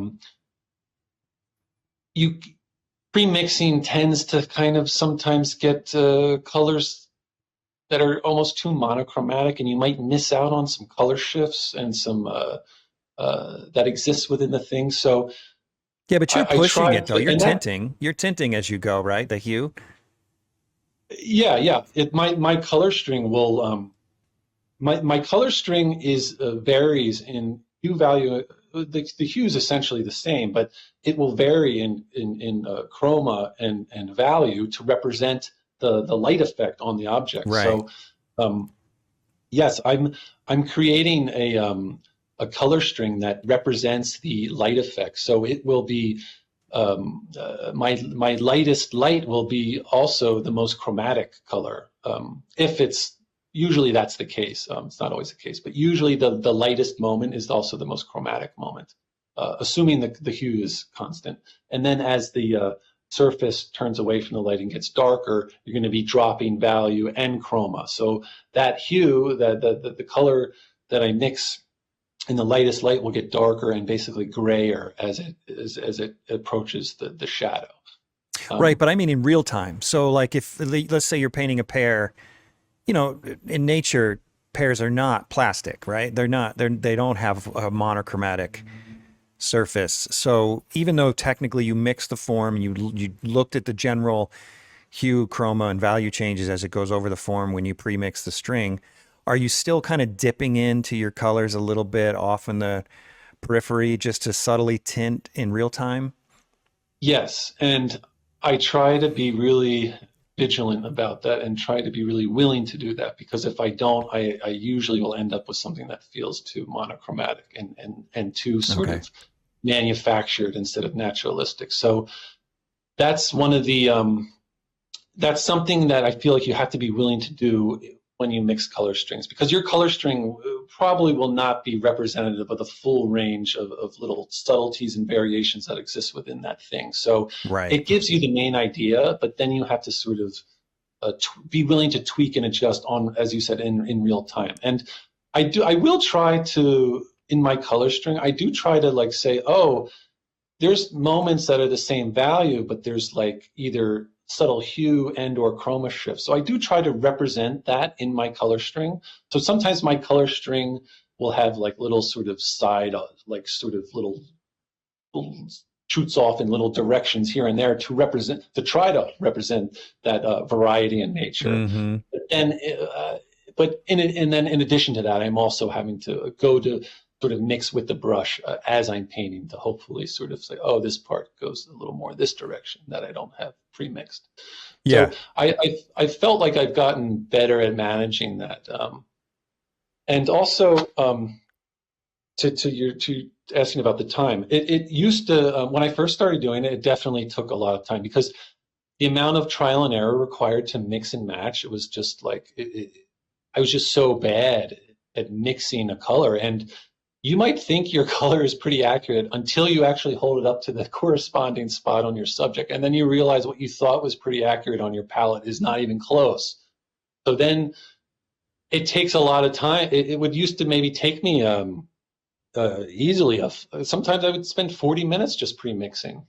But now I can pre-mix really fast, and it still is. There still is an initial time investment, but for me, it's well worth it because it makes the painting process go faster. And it's also what I like about doing the mixing and matching to my subject. It's really the only thing. It's the way you can kind of connect the three different worlds that we have to deal with. And what I mean by three different worlds is the real subject that we're painting that's sitting in front of us. So like the figure in your case, or the still life set up in my case, there's a real sort of, there's real fruit in a bowl in front of me, and that's one of the worlds. The other world is my painting, like my canvas, that's its own world. And then the third world is my palette. So we have to find a way to synthesize and connect those three worlds. And the way, like, point is the way I perceive the same color in those three worlds will be different to varying degrees depending on where I'm at in the process. So I could mix a color that I think is the right color on my palette, but part of what is influencing my choices there is how I perceive that color in that brown little world of my palette. Mm-hmm. And this brown world is extremely different than this brown world, or this partially colored world, which is very different than that the real world that I'm trying to represent. Right. So how do I know which to trust? Do I trust the way the color looks on my palette? Do I trust the way it looks when I put it on here? It's weird, and it's like before I started doing this, I wouldn't know. I just felt a lot more unsure about color. But the moment I started mixing and then holding up, the color either matches the thing or it doesn't match. And once you sort of figure out how to make whatever adjustments to really match, you get better at it, and you sort of build a memory too. Especially me, I paint a lot of the same things over and over again. So maybe it used to take me X amount of time to mix up the colors for that lemon. But now, because I paint so many lemons and I've just done this trial and error process so much, I can hit those target colors way faster than I used to. The point is, the knife is the thing that connects the world, because I'll hold the knife. The color I mix is determined by whether or not it matches the target color in the real world. And then I'll make whatever adjustments I have to my palette, and it might look wrong on my palette, but I know that if it matched, then I have to trust it. And then if it seems wrong on my palette, but it matches in real life, well, then I have to account my perception of it feeling wrong on the palette to the fact that context is different than in the real world. And then when I go put that same color on my imprimatur, or if it's a monochrome underpainter, it's going to look different. I'm going to perceive that same color different there because that environment's different. So it's like, so you just trust it at that point? You just say, well, I know it's right, so trust it. Right. And I know that if it feels wrong, it's either that I mixed it wrong. So sometimes I'll have to double check my mixture against real life. But mostly if it feels wrong, it's just due to the context and the way I'm perceiving that color in its context. And if it feels wrong now, chances are, if I was diligent about mixing it, then it's just because there isn't enough pieces that have fallen into place for me to sort of experience the color here the way I experience the color in real life. So putting down those first marks is always the most awkward and uncomfortable. And a lot of times if you didn't trust your mixtures, you put it down and it looks wrong in that world, and then you start to change your colors to make it look right in that moment. And then you start to paint on other things, you start to accumulate more context, more colors come into place, and then what felt right, and then you look back at that initial passage that you did first, and what felt right earlier starts to feel wrong as other colors come into place. And then you're like, oh, it is more of what I had mixed first. And I just needed to trust that and wait for the other things to sort of, the other colors to populate the canvas, so that I would experience that the way that I do in real life. So it's the mixing with the knife has it's sort of cut through all that sort of unsureness and wondering and having to wait. It's enabled me to make color choices with a lot more confidence. So when you hold up the knife, are you holding it right to the object, or are you holding it on the picture plane, the same picture plane as your canvas is sitting on? So I usually hold it. Yeah, you have to be consistent with how you hold it. So usually I'll hold it. I find that closer I get to the subject I'm trying to mix, the more accurate I can make the color. So I'll get on top of I'll get up this close to the apple, but I try to hold it at an angle that's consistent. Usually it's around 45 degrees. It's not going to be 90 degrees, and it's not going to be tipped way back, because if I could have the same color on my palette, on my knife, but it will be a different color depending on the angle I hit it, because it's receiving a different amount of light. So now, why wouldn't you want it the same angle as your canvas? Because then it'll be too dark. But I think. Okay. I don't know. Well, because I mean, if your canvas isn't too dark, and so I'm only asking you because I'm genuinely curious. I'm not arguing. You're obviously doing it right? But so I'm thinking, if the canvas is vertical and you're mixing the color, it seems reasonable you'd want to hold the palette knife vertical so it gets the same lighting as the canvas gets. Yeah, you know what? I've kind of... But you obviously know what you're doing, so I'm just trying to figure out why it works. But yeah, I don't know why exactly I go more of a tipped up thing, because I see exactly what you're saying and why, and I don't know why I don't do it like this, more vertically. Well, don't change it, because it's working. Well, I think what matters is that you're just doing however you're holding it. There's probably a certain range of angles, acceptable angles that will be okay. So, like, I think if you're going like beyond, if you're like tipping it beyond vertical and you're coming too much toward yourself, that's going to be problematic. And then if you're going too far this way, that could also be problematic. So I think there's probably a range of acceptable angles, as long as it's within that sort of probably a small range of angles. And probably that range would probably be between vertical and like 45. And for whatever reason, I do 45 or closer to 45. And what I find is that I think as long as you're within that range, and as long as you're being consistent with your angle, then your colors will be consistent in your painting. Yeah, the consistency seems really critical. But how is your canvas lit? Is it a skylight, a window? I have two 20-inch square soft boxes that I use to light my, and I have them positioned kind of close to a 45-degree angle to my subject and me, and I'll either have one or both of them on, depending on the okay, thing I'm doing. So maybe that's the answer. So if you've got a softbox behind you lighting your canvas, you're going to have a more acute angle closer to the softbox, from your canvas to the softbox, right? But then as you get closer so as you get closer to the still life, now you've got a much more obtuse angle. Or to maintain the acute angle, you have to tilt the knife. Yeah, I guess that does make sense. I don't know. I'm just thinking. I always think so analytically. Yeah, with that stuff. Yeah, no, that's good. You're thinking about it more deeply than I have.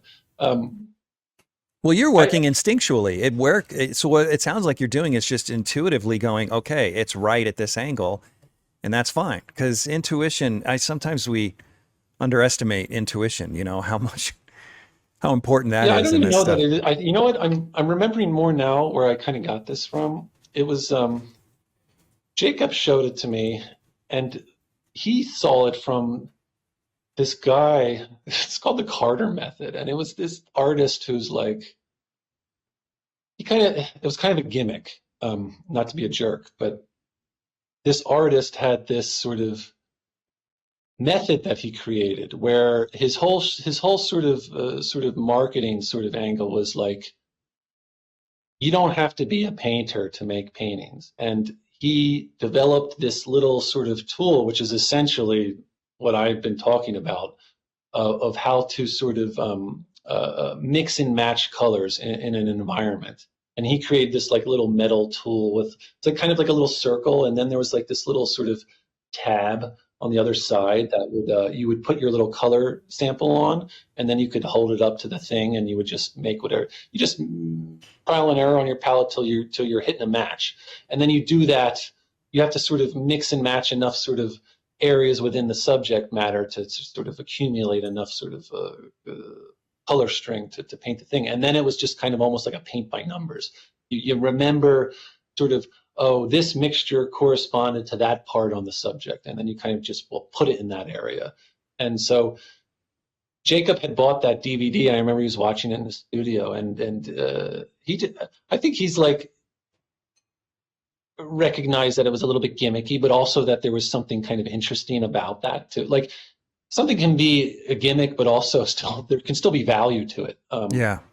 And I think there is something to the way he was doing it. But I think in his thing, he was recommending you hold it at a 45. And I don't know that he explained why, but I think he was just saying hold it at a 45 degree angle. And I think I don't remember specifically enough if he explained why or if he just said just be consistent. But that's kind of where I got this sort of little Okay. idea from. Okay. Um, and So another thing I um, noticed in looking, I love looking at your studio because a studio is almost like looking in the brain of an artist. But I noticed that your palette is clean. So yes, are you using from day to day? Are you just pulling out the tubes of paint that you're going to use that day? And then at the end of yes, the day, you're cleaning up completely. yes. And then what do you do? I mean, no, it seems like a trivial question, but it's a real thing when you're an artist trying to make a living. And a lot of my students are like squeezing out the tiniest little dollops of paint because the paint's so expensive. So what are you doing at the end of the day when you've got this paint that you haven't used and you just throw I it away, I guess? Yeah, it's a I've accepted that that is a something that just comes along with my process. When I was a student, I would save and freeze the paints. If I had excess, I would try to save it, and freeze them and use them the next day. And sometimes, like if I really have an abundance and I know that I can use those colors again, I will do that occasionally, even now. But I'm I've gotten pretty good at knowing how much I need to put out.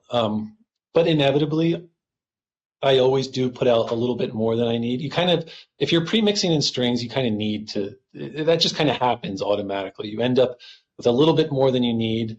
But I think I've gotten pretty good at not overdoing it to a degree where I'm really feeling like wasteful or where it really hurts to sort of throw away whatever it is I'm scraping off the palette at the end of the day.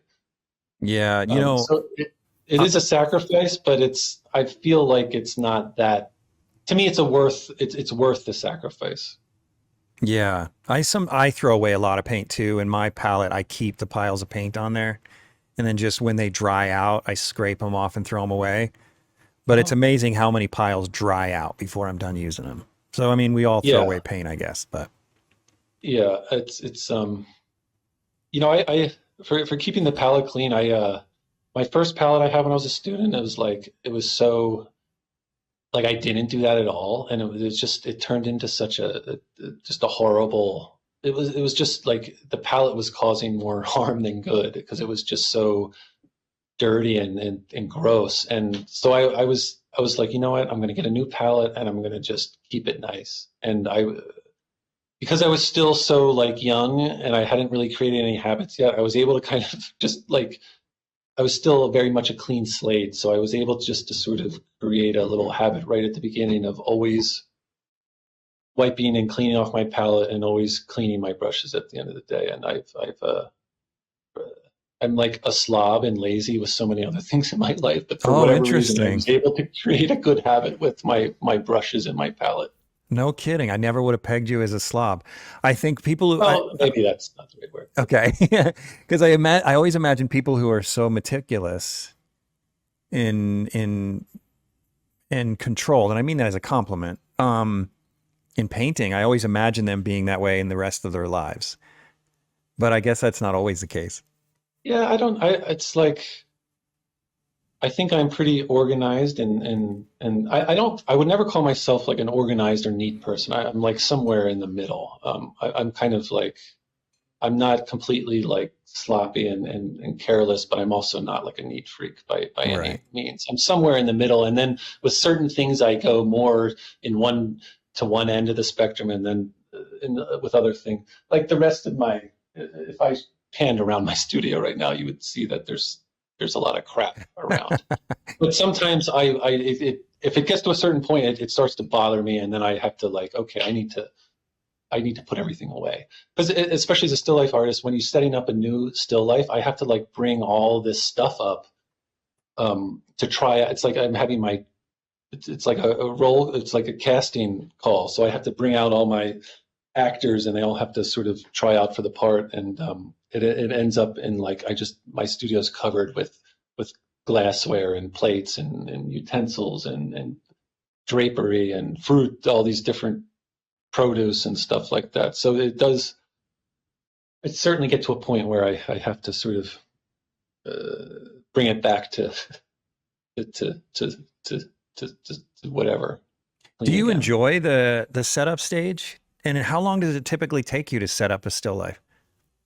I do enjoy that stage. It's also the most, it's like the most, I think it's kind of can be the most enjoyable and the most sort of frustrating and difficult stage. And I think the, as, the more time goes on, it's kind of the longer I'm taking in stage. I've really, I think when I was like younger, I had all this sort of energy and motivation just to paint and just to bang out paintings and to get them out there. And I think that came at the cost of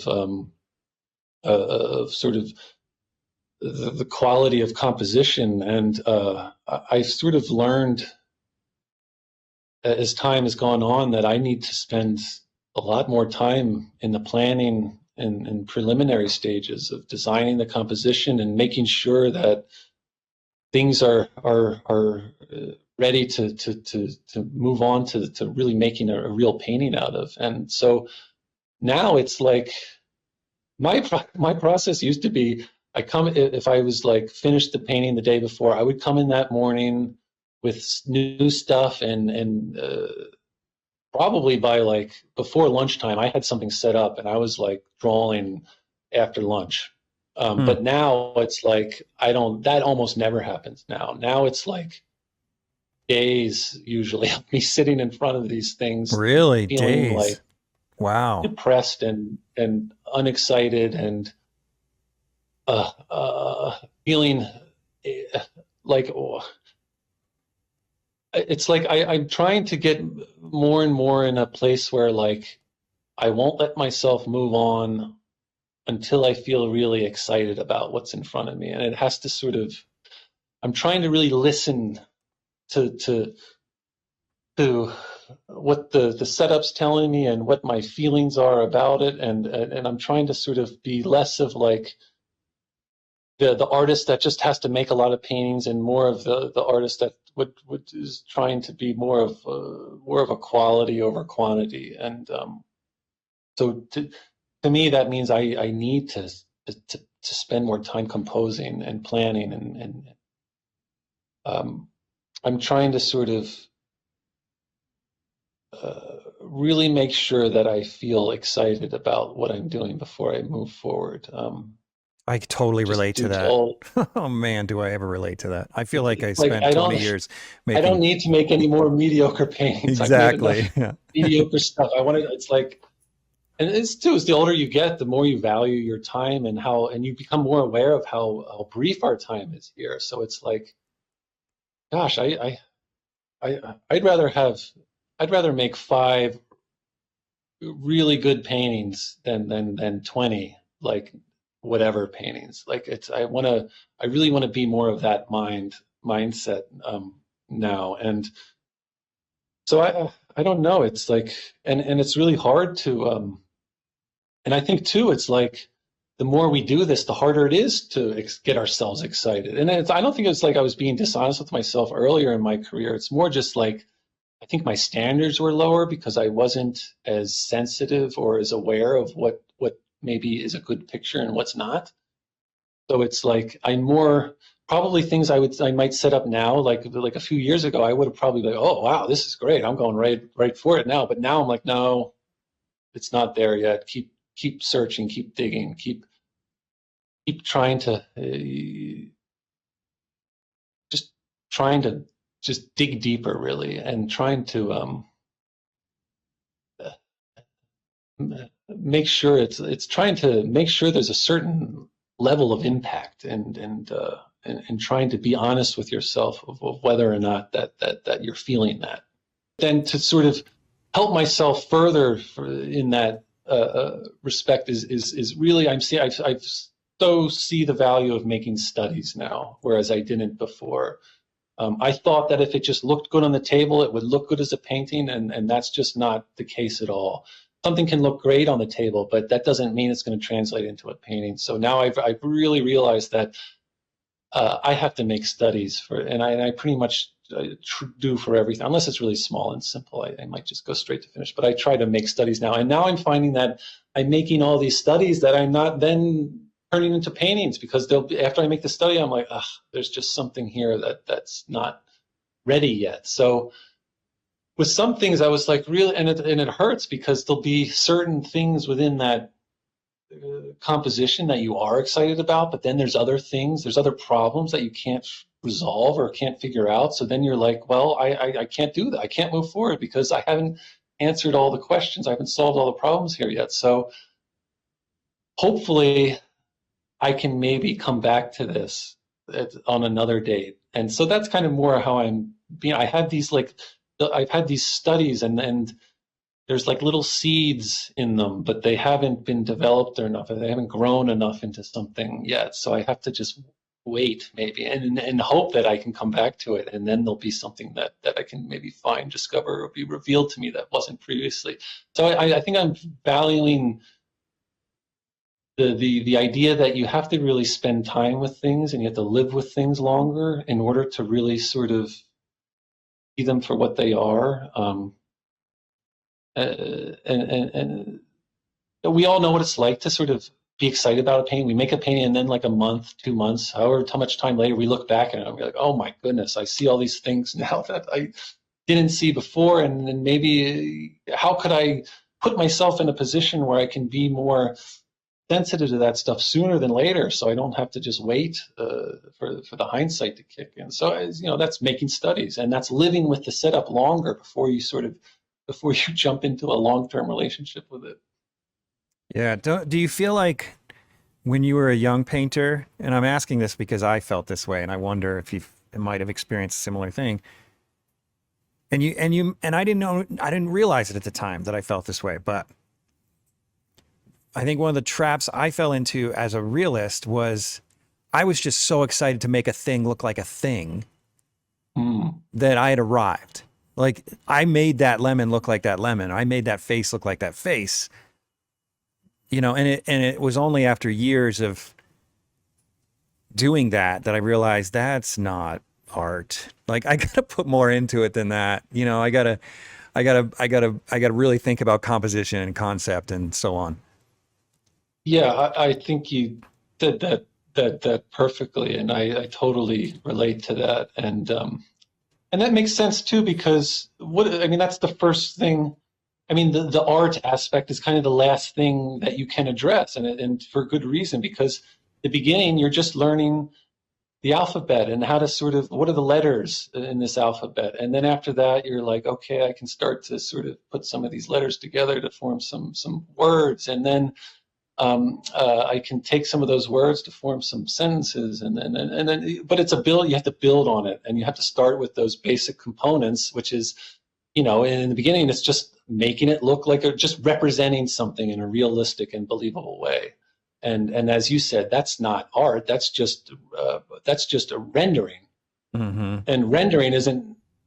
There's more to art than just rendering. So I think the initial hurdle, the battle that we all try to figure out, is just how to render. And then you learn how to render. You get better at rendering, and then it's like, okay, what's.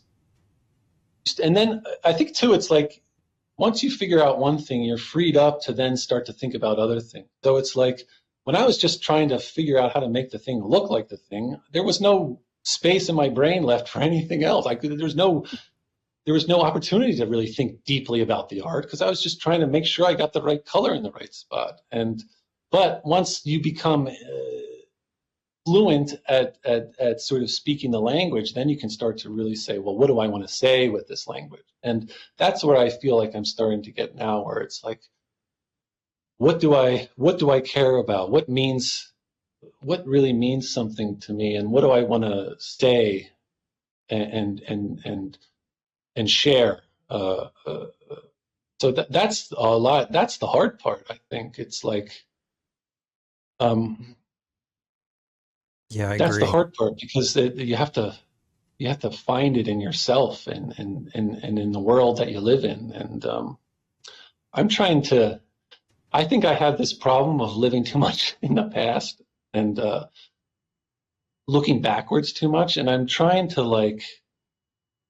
Do you mean in your looking backwards at your own life, or you mean looking backwards at the past in the arts? Picture making, like art and picture making, because I have such a love of old masters and stuff, and I think I probably like leaned on that too much with my own pictures, and it's like a lot of these pictures I look at, I'm like, you're just trying to make. You're not in the right mindset with how you're thinking about making pictures, and you're just trying to replicate a moment that's already passed, and you can't do that. And you have to. I'm more and more coming to the mindset that like I should be thinking more about what makes here and now special. How do I find the art in the here and the now, instead of just trying to sort of copy something that's already been done, that I will never be able to sort of copy in the way that they did, because you can't repeat a moment. Yeah, but don't you think that everything's been done? No, I don't. Really? I feel like once you've taped a banana to a wall, there's no original ideas left. I don't know. I think I have a feel. I know, I get that, and it's like I think people have always said that. I think they've always said there's nothing new under the sun, and then lo and behold, someone discovers something new, whether it's in painting or some other sort of field. I think there's always new things to discover. As Jacob said once, I think like even Rembrandt didn't solve all the mysteries of the human figure. So it's like there is still more out there. But I think as time goes on, there's fewer things left to discover. But I don't. I think though time changes and places change and people change. So that means that in itself creates new opportunities for image making, because the pictures that are made are often, they're connected to the world that they're made in. That artist lived in a certain time in a certain place, and the pictures he made or she made were in part influenced by that. So we're in a new time and a new place now. So what can we find about that's special or interesting or worth making a picture about? And I think that's the hard. I don't know. Like, I don't know. That's the thing that it's like, I think that's one of our jobs that we have to try to figure out. But that's hard because we have to, how do you create something that hasn't been created before? How do you visualize something that hasn't been visualized before? And that's, I think, that's what made Rembrandt special, Velázquez special, because they kind of were able to sort of express something in a way that sort of was different and kind of new. And it's like I'm just more and more thinking about that, and I don't know how to do that, but I'm trying to think more about it. So I'm for me, I think I'm like looking, like I have a lot of like old sort of antique things, and sort of I have like lots of replicas of like old Dutch glassware and blue and white china and stuff like that you see in all those old paintings. And I've been moving away from painting that stuff and more towards like finding the modern equivalents of that. What are the plates and cups and whatever that people are using now? And I don't want to like settle on gross, ugly modern stuff. I want to find the things that are modern, but that are still beautiful and worth making a painting of. And I think the more I've looked into that, the more I have. Well, there are cool things that you can get now at these like home goods stores, and so I'm like this bowl, for example. This is what I like, and what I like is when I can find something that's new but still feels connected to the old stuff that I love. So this bowl is a new, modern, contemporary, just fruit bowl, but it's sort of reminiscent of all that Chinese blue and white porcelain. Yeah. So to me, it's like, oh, well, here I am honoring the tradition that I love and that I want to be a part of, but I'm also bringing in something that's new and different that wasn't done already in however many years ago. So it's just. So you're talking about subtle changes, though. Okay, so that I can get behind, because I mean, I think every artist I've interviewed is doing something unique to them, and in that sense, everything hasn't been done. But the difference is, you mentioned Rembrandt, Velázquez. I don't think Rembrandt, Velázquez were sitting in their studio thinking, what's the most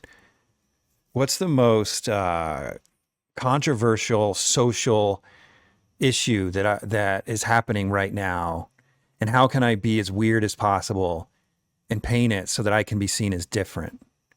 Like, I think they were far more sophisticated than that, where they were just being authentic and being themselves, and by being themselves, they stumbled on something that was unique to them. And since they're unique, their art is unique. Right? Oh yeah, totally. I 100% agree with that. And in my case, I have this sort of love of that old world stuff and the tradition and old masters and stuff. And it's almost like, yes, I love it. Yes, I want to connect to it, but I don't want to just make pastiches, which I think I was a little bit guilty of that, a little too much of just copying something that's already been done. Whereas now it's like, well, how can I connect to that and honor the thing that I love, but also giving my own sort of spin on it? And that's kind of more what I mean. Yeah, like, I get that. That's what I thought you were saying. Connecting, but also moving forward. Connecting to something, but moving it forward instead of just trying to relive a moment or trying to bring back a moment, that sort of thing. Yeah. I was in a gallery not too long ago, and the guy, I mean, this isn't my critique, but this I think is a good example of what you're saying. The owner of the gallery walked up to a painting, and he said, "See this landscape right here that's got," I may have to cut this because I don't want to offend anybody. I didn't say it. He says, "See this landscape that's got cowboys in it, and the cowboys are riding horses, and they have clothing from the early 19th century." He's like, "I would love to see this artist paint a cowboy standing next to his F-150 in the middle of the field, right? Wearing a baseball cap and work boots, right? Mhm. Which is being the brother-in-law of a cowboy in Idaho. That is how they dress. Most of them dress now. And he was making the point that it's the same subject. So in that sense, it's not revolutionary, but it's contemporary. It's new. And what he's Yes. suggesting this artist do is contemporary. It's new. It's today. It's modern. And it sounds like that's what you're getting at. Like you're saying, I want to still do still life that has the tradition attached to it, but I want to bring a modern flair to it. Yeah, yeah, I think yeah, I do, and whatever that means, that could mean like so many different things, and I'm not sure exactly probably what it means. But it's it's it's it's a it, what I guess I know more what it isn't than what it is. It's trying not to get sort of drawn into that what this guy was saying of just trying to copy old paintings like kind Right. of too closely. Um, and um, I remember Braden Parrish once called somebody a fake old master, and it Mm-hmm. was kind of, and I don't. It was kind of, and there was a lot of truth. I mean, he could. I think he could have made his point in In a nicer a way. less of a. Yeah. Yeah, but I mean that's also if you know Graydon, that's kind of that's he is outspoken in that way. I love Graydon. I think he's hilarious. And he's a really smart guy who thinks a lot about things. And I think that was at the time I was like, and I still kind of waver a little bit in these because I'm hesitant to want to make rules about things because I think you can sort of handcuff yourself a little bit like that way. And you can also, if you're too sort of in your head about what pictures you should and shouldn't make, that can kind of get in the way and maybe you'll just stifle something inside of you. Whereas if you just sort of, I think at the end of the day, you have to just follow what you're passionate about and what excites you and what you're interested in. Whatever that and whatever comes of that comes of that. And um, but I don't. It's like such a weird thing, and I'm constantly like back and forth a little bit. And I do feel more That's how I recently, I feel am too. going more, yeah, I Yeah. feel more recently like I'm trying to be more mindful of like what picture should I be making? But I try to be careful with that thinking because there is no picture I should be making. I should be making whatever picture I want to make. And if some people are going to call that a fake old master painting, then that's okay because no painting anyone's going to make is going to be appealing to everybody. Someone's going to have a problem with it. Someone's not going to like it. So you have to just think more, I think, about what does exciting and interesting to you, and less so about what should I make or what belongs in the world today, that sort of thing. So it's like I say those things, but then I also see the other side of it, and it's also it's like I feel so like I don't know more than anything. Yeah. Join the club. It's like, what if nostalgia is the thing that drives you, right? What if, and Yeah. I hate the word authentic self, but or the phrase, but it's like I've interviewed Aaliyah Chapin, who does these coolest modern figurative paintings. And the stuff she's doing now is even more modern. She's getting funkier all the time. And I freaking love it. I wish I could own everything she painted. And then compare that to, say, Alex Venezia, who I also interviewed, who has this very nostalgic quality about his paintings. And he paints like a 19th century master. Yes. I wouldn't want to change either of them, right? It's like, who cares if one looks like it's from the 19th century? So, but at the same Yeah. time, I've been where you're at, where it's like, oh, maybe it's too old fashioned what I'm doing. So I understand exactly what you're saying. There's always this conflict, this inner conflict, like, what I'm doing relevant?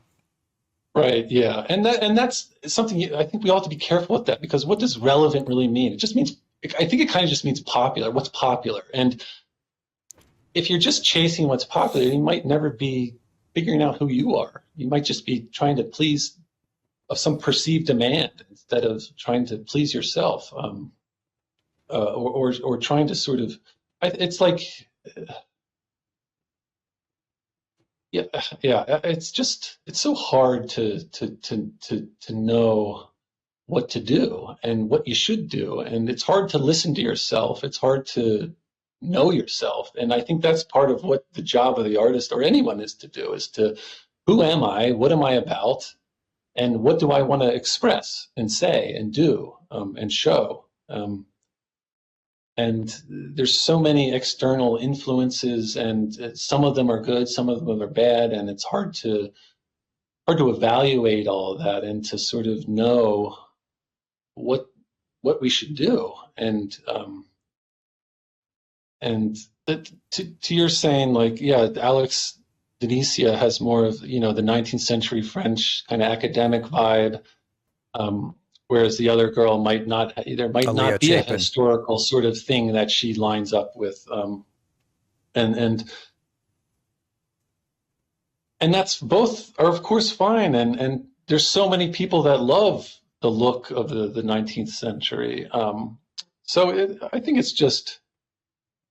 I think at the end of the day, we should be less concerned about what we think we should be doing, and we should just be following what feels good to us, and then hope that we can find a niche for that or a market for that. You know what? It's so great. I say this too much and it's becoming cliche, but one of the thing I love about this podcast is how much I learn. But in this particular podcast, I feel like I'm almost sitting on a couch in a shrink's office, because I'm like, you're seriously hitting all those buttons for me as far as my own stuff that I've gone through. Cause I paint biblical scenes. Like, for all I know, Graydon Parrish was talking about me, right? Like, and how do you make biblical scenes contemporary? And do I even want to do that? But, Yeah. but what's really refreshing is to hear you say it, and then to think about my reaction to when you said it, because I'm someone who loves contemporary work, like Aaliyah Chapin's, who I mentioned, or Zoe Frank, right? People who I love. I love how they still do realism, but also have very contemporary quality to it. And even as someone who loves that stuff and who's even experimented with it, when you said that you're thinking about changing, my heart sank, because I thought, oh gosh, you can't change. Your stuff is too perfect. Right. And that's coming from someone who likes more contemporary artists. So then what I'm learning from my own thoughts is that there's a place for you and there's a place for Aaliyah, and it's all relevant. Like, right. To me, for whatever that's worth, that's what I've learned from our conversation today. Just based on my reaction to you. My heart literally sank when you're like, well, I'm thinking about, maybe making more contemporary. I'm like, no, don't do it. I didn't mean in any sort of radical way. I meant That's what I thought though. And I'm like, no. I'll show you kind of what a little bit of, and it's not like a. But you get my point though, right? Oh, definitely, 100%. And it's like, it's just something that I think probably every artist feels conflicted about to some degree. And, yeah. Because, again, we get all these different voices in our heads, and it's hard to know which ones to listen to and which ones not to. And sometimes we find ourselves going more leaning this way, sometimes that way, and it's all different. So I meant more like this sort of thing.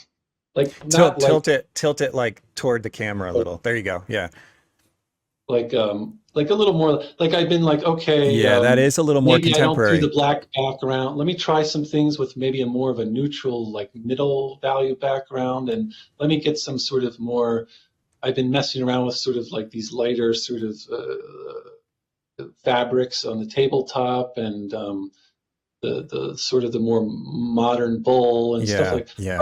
I still feel like it's a painting that I would make, but it's sort of leaning a little more towards, I guess, it's more that the some of the things, the objects in there are more sort of contemporary. Right. It's not so much how I'm going to paint or present them. And like, here's another little thing that I've was doing. So it's like, it's certainly, That is more this has a contemporary. more contemporary feel than this has, I think. Yeah, you know, So they don't look like it, but they're leaning more toward the like Antonio Lopez Garcia kind of quality, where his still lifes are very contemporary, obviously. yeah, But just the color and value range is different. The yeah, compositions are more modern looking for some reason. Why though? What is it about it? What is it about all those things that makes it look more contemporary? Because it's still a plate I and think it's oranges. a, I think it's like a minimalism. I think Is that what modern it and is? contemporary is like, everything is like more minimal. Everything's kind of lighter and cleaner. And Hmm. um, so I don't, I'm trying to sort of, it's like, I'll tell you, there's this interior designer who I've recently discovered, and there's something about him that I really like. And his name is Colin King, and he's this young, like, he's got to be in his 20s. He's like this young, like, sensation in that world. And he's just, he has, follow him on Instagram, and he does like, he's an interior designer. So he designs homes and interiors. And um, it's not even something I'm even that aware of. But for whatever reason, because of still lifes, I do follow certain like home goods sort of stores and some interior designers, because it's kind of relevant to what I do. And um, for whatever reason, there's something about him that I really like, and he's totally modern, but there's something very, he's good at sort of throwing in these little sort of traditional sort of moments in the spaces that it creates. And one example I'll give you, he recently was designing this space, and I don't know, I guess it was like an apartment in New York or whatever, but he was able to borrow these 17th century still lifes from Sotheby's that were going up for auction. And he was able to borrow them and put them in the space for this photo shoot that he was doing. And it was like the coolest, like, blending of old and new. And Hmm. it was like really cool and inspiring to see that. And he's really good at doing that with other things. And he's kind of like a still life artist in his own life, in his own right. He's like, he'll do a lot of like arrangements on tables with like stuff, like fruit and so some of the wares that I think he's associated with a he's associated with some home goods store, and a lot of times they'll collaborate. So he'll take their stuff, arrange it, and then they do a photo shoot, and then I don't know what they do with it. But it's really, I like his sort of sensibility and the way that he's sort of takes kind of traditional elements and makes it, but puts them in a sort of a newer and fresher sort of environment. And to me, it's like this perfect, not some of his stuff I don't care about, but a lot of times he has this cool, to me, this balance of the old and the new. And it's like, it's kind of become a recent inspiration to me with my own work. And um, so I I like too, and he also talked about how he's become he's sort of I don't know at what point, but it was regarding that those old still lifes that he was doing the photo shoot of in this space that he created. And he was talking about how studying these old still lifes has made him a better interior designer, because he's gotten all this insight into arranging things and how to pair how to sort of make things kind of go together and this and that. And he's able to have this reverence and sort of awareness of the past. And he's able to sort of draw from that and pick and choose the things that he likes, and then create something kind of new and modern and contemporary with that. So he's this balance that he's Mm. can create, and I like that balance, and that's sort of what I mean when I have these thoughts of trying to maybe make pictures that feel maybe more newer, for whatever, for lack of a better word. Yeah. And I don't mean trying to be someone I'm not, or trying to do something I'm not interested in, or something radically different. I don't think uh, it would still be like, I love the 17th century still life vibe, and I think my paintings will probably always feel somewhat connected to that. But I want to sort of, in a way, break away from that a little bit. So you're not going It's to squeeze all the pulp from that basket of fruit and put it all over your naked body and jump into a canvas then? No, I'm not going to. I hate that stuff. I'm so not a. I'm so not a. I don't like the modern contemporary art world at all, and I don't, to such a degree, I don't know anything about it. I've never studied it. I've never looked at it. I don't pay any attention to it. So no, that's so not. Okay, That's good. not what I mean by what I'm saying. Okay. Well, hey, man, we've been talking for 2.5 hours, so I really Oh wow, appreciate it. It's been a great conversation, but I've got one final question for you. If you sure. could give a young aspiring artist one piece of advice, what would it be? Um, well, if you actually think you want to do this, which better make sure you do, then you better do it like full on, because the Have only grit? people that are able, yeah, the only people that are able to sort of stay in this space and in this world are the workers, the ones that work hard all day, every day. And to me, it's the grinders, it's the people that show up every day and put in the hour. Not even just showing up every day. It's like you have to show up and then you have to work, not just going through the motions. I know people that go to their studios all the time, but they don't really have anything to show for it at the end of the day. So it's you have to. It's just, to me, it's all about work ethic and persevering over the long haul. It's not, it's a marathon, and if you want to, if you want to learn how to do it, that's what you got to just show up every day for 10 years, and then maybe you'll start to be making some paintings that don't stink. And then after that, you have to turn it into a career, unless you're just a rich person, which most of us aren't. You have to find a way to not only make enough, not only to make a certain amount of paintings in a year, you have to sell a certain amount of paintings in a year. Otherwise, you're going to have to get a real job, or do something else, and then you're not going to be able to paint as much. So it is so hard to do that. And the only way, I think, to make it happen is just through putting in the hour. It's like, the secret is, there is no secret. It's working hard all day, every day, for a very, very, very, like, for your whole life. Hmm. Yeah. Um, and I think it's perseverance over the long haul. And that'll, I think that trumps talent. Um,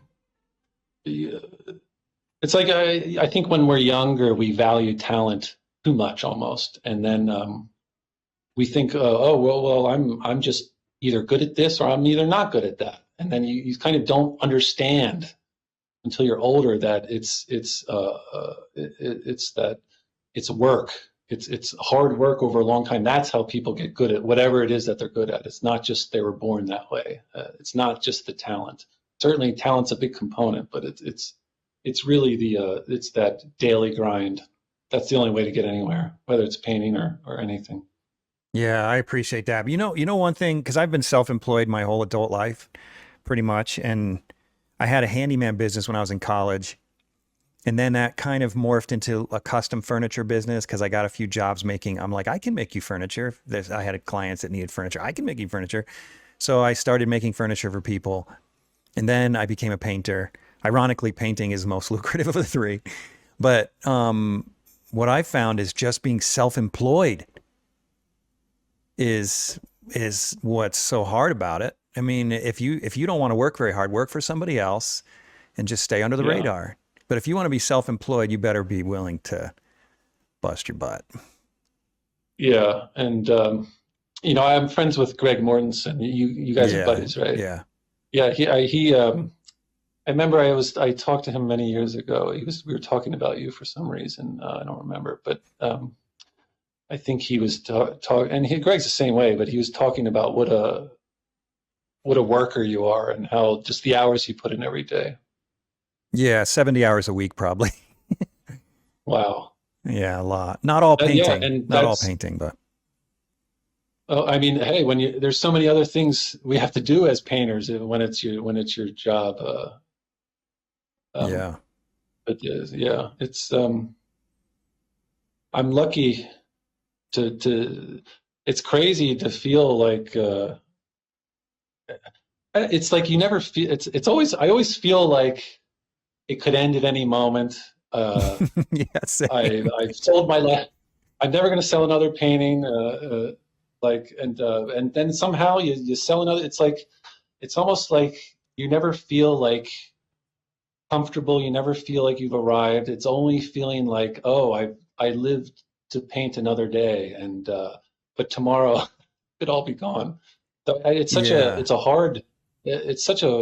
it's stressful because you don't know when your next sale is coming. Whereas if you have a nice cushy corporate job, you've got your salary, you've got benefits. But it's I feel so lucky to be able to do this, and to it's weird. I still remember going into Jacob's studio the first day, and gosh, that was so long ago, but it doesn't feel that long ago.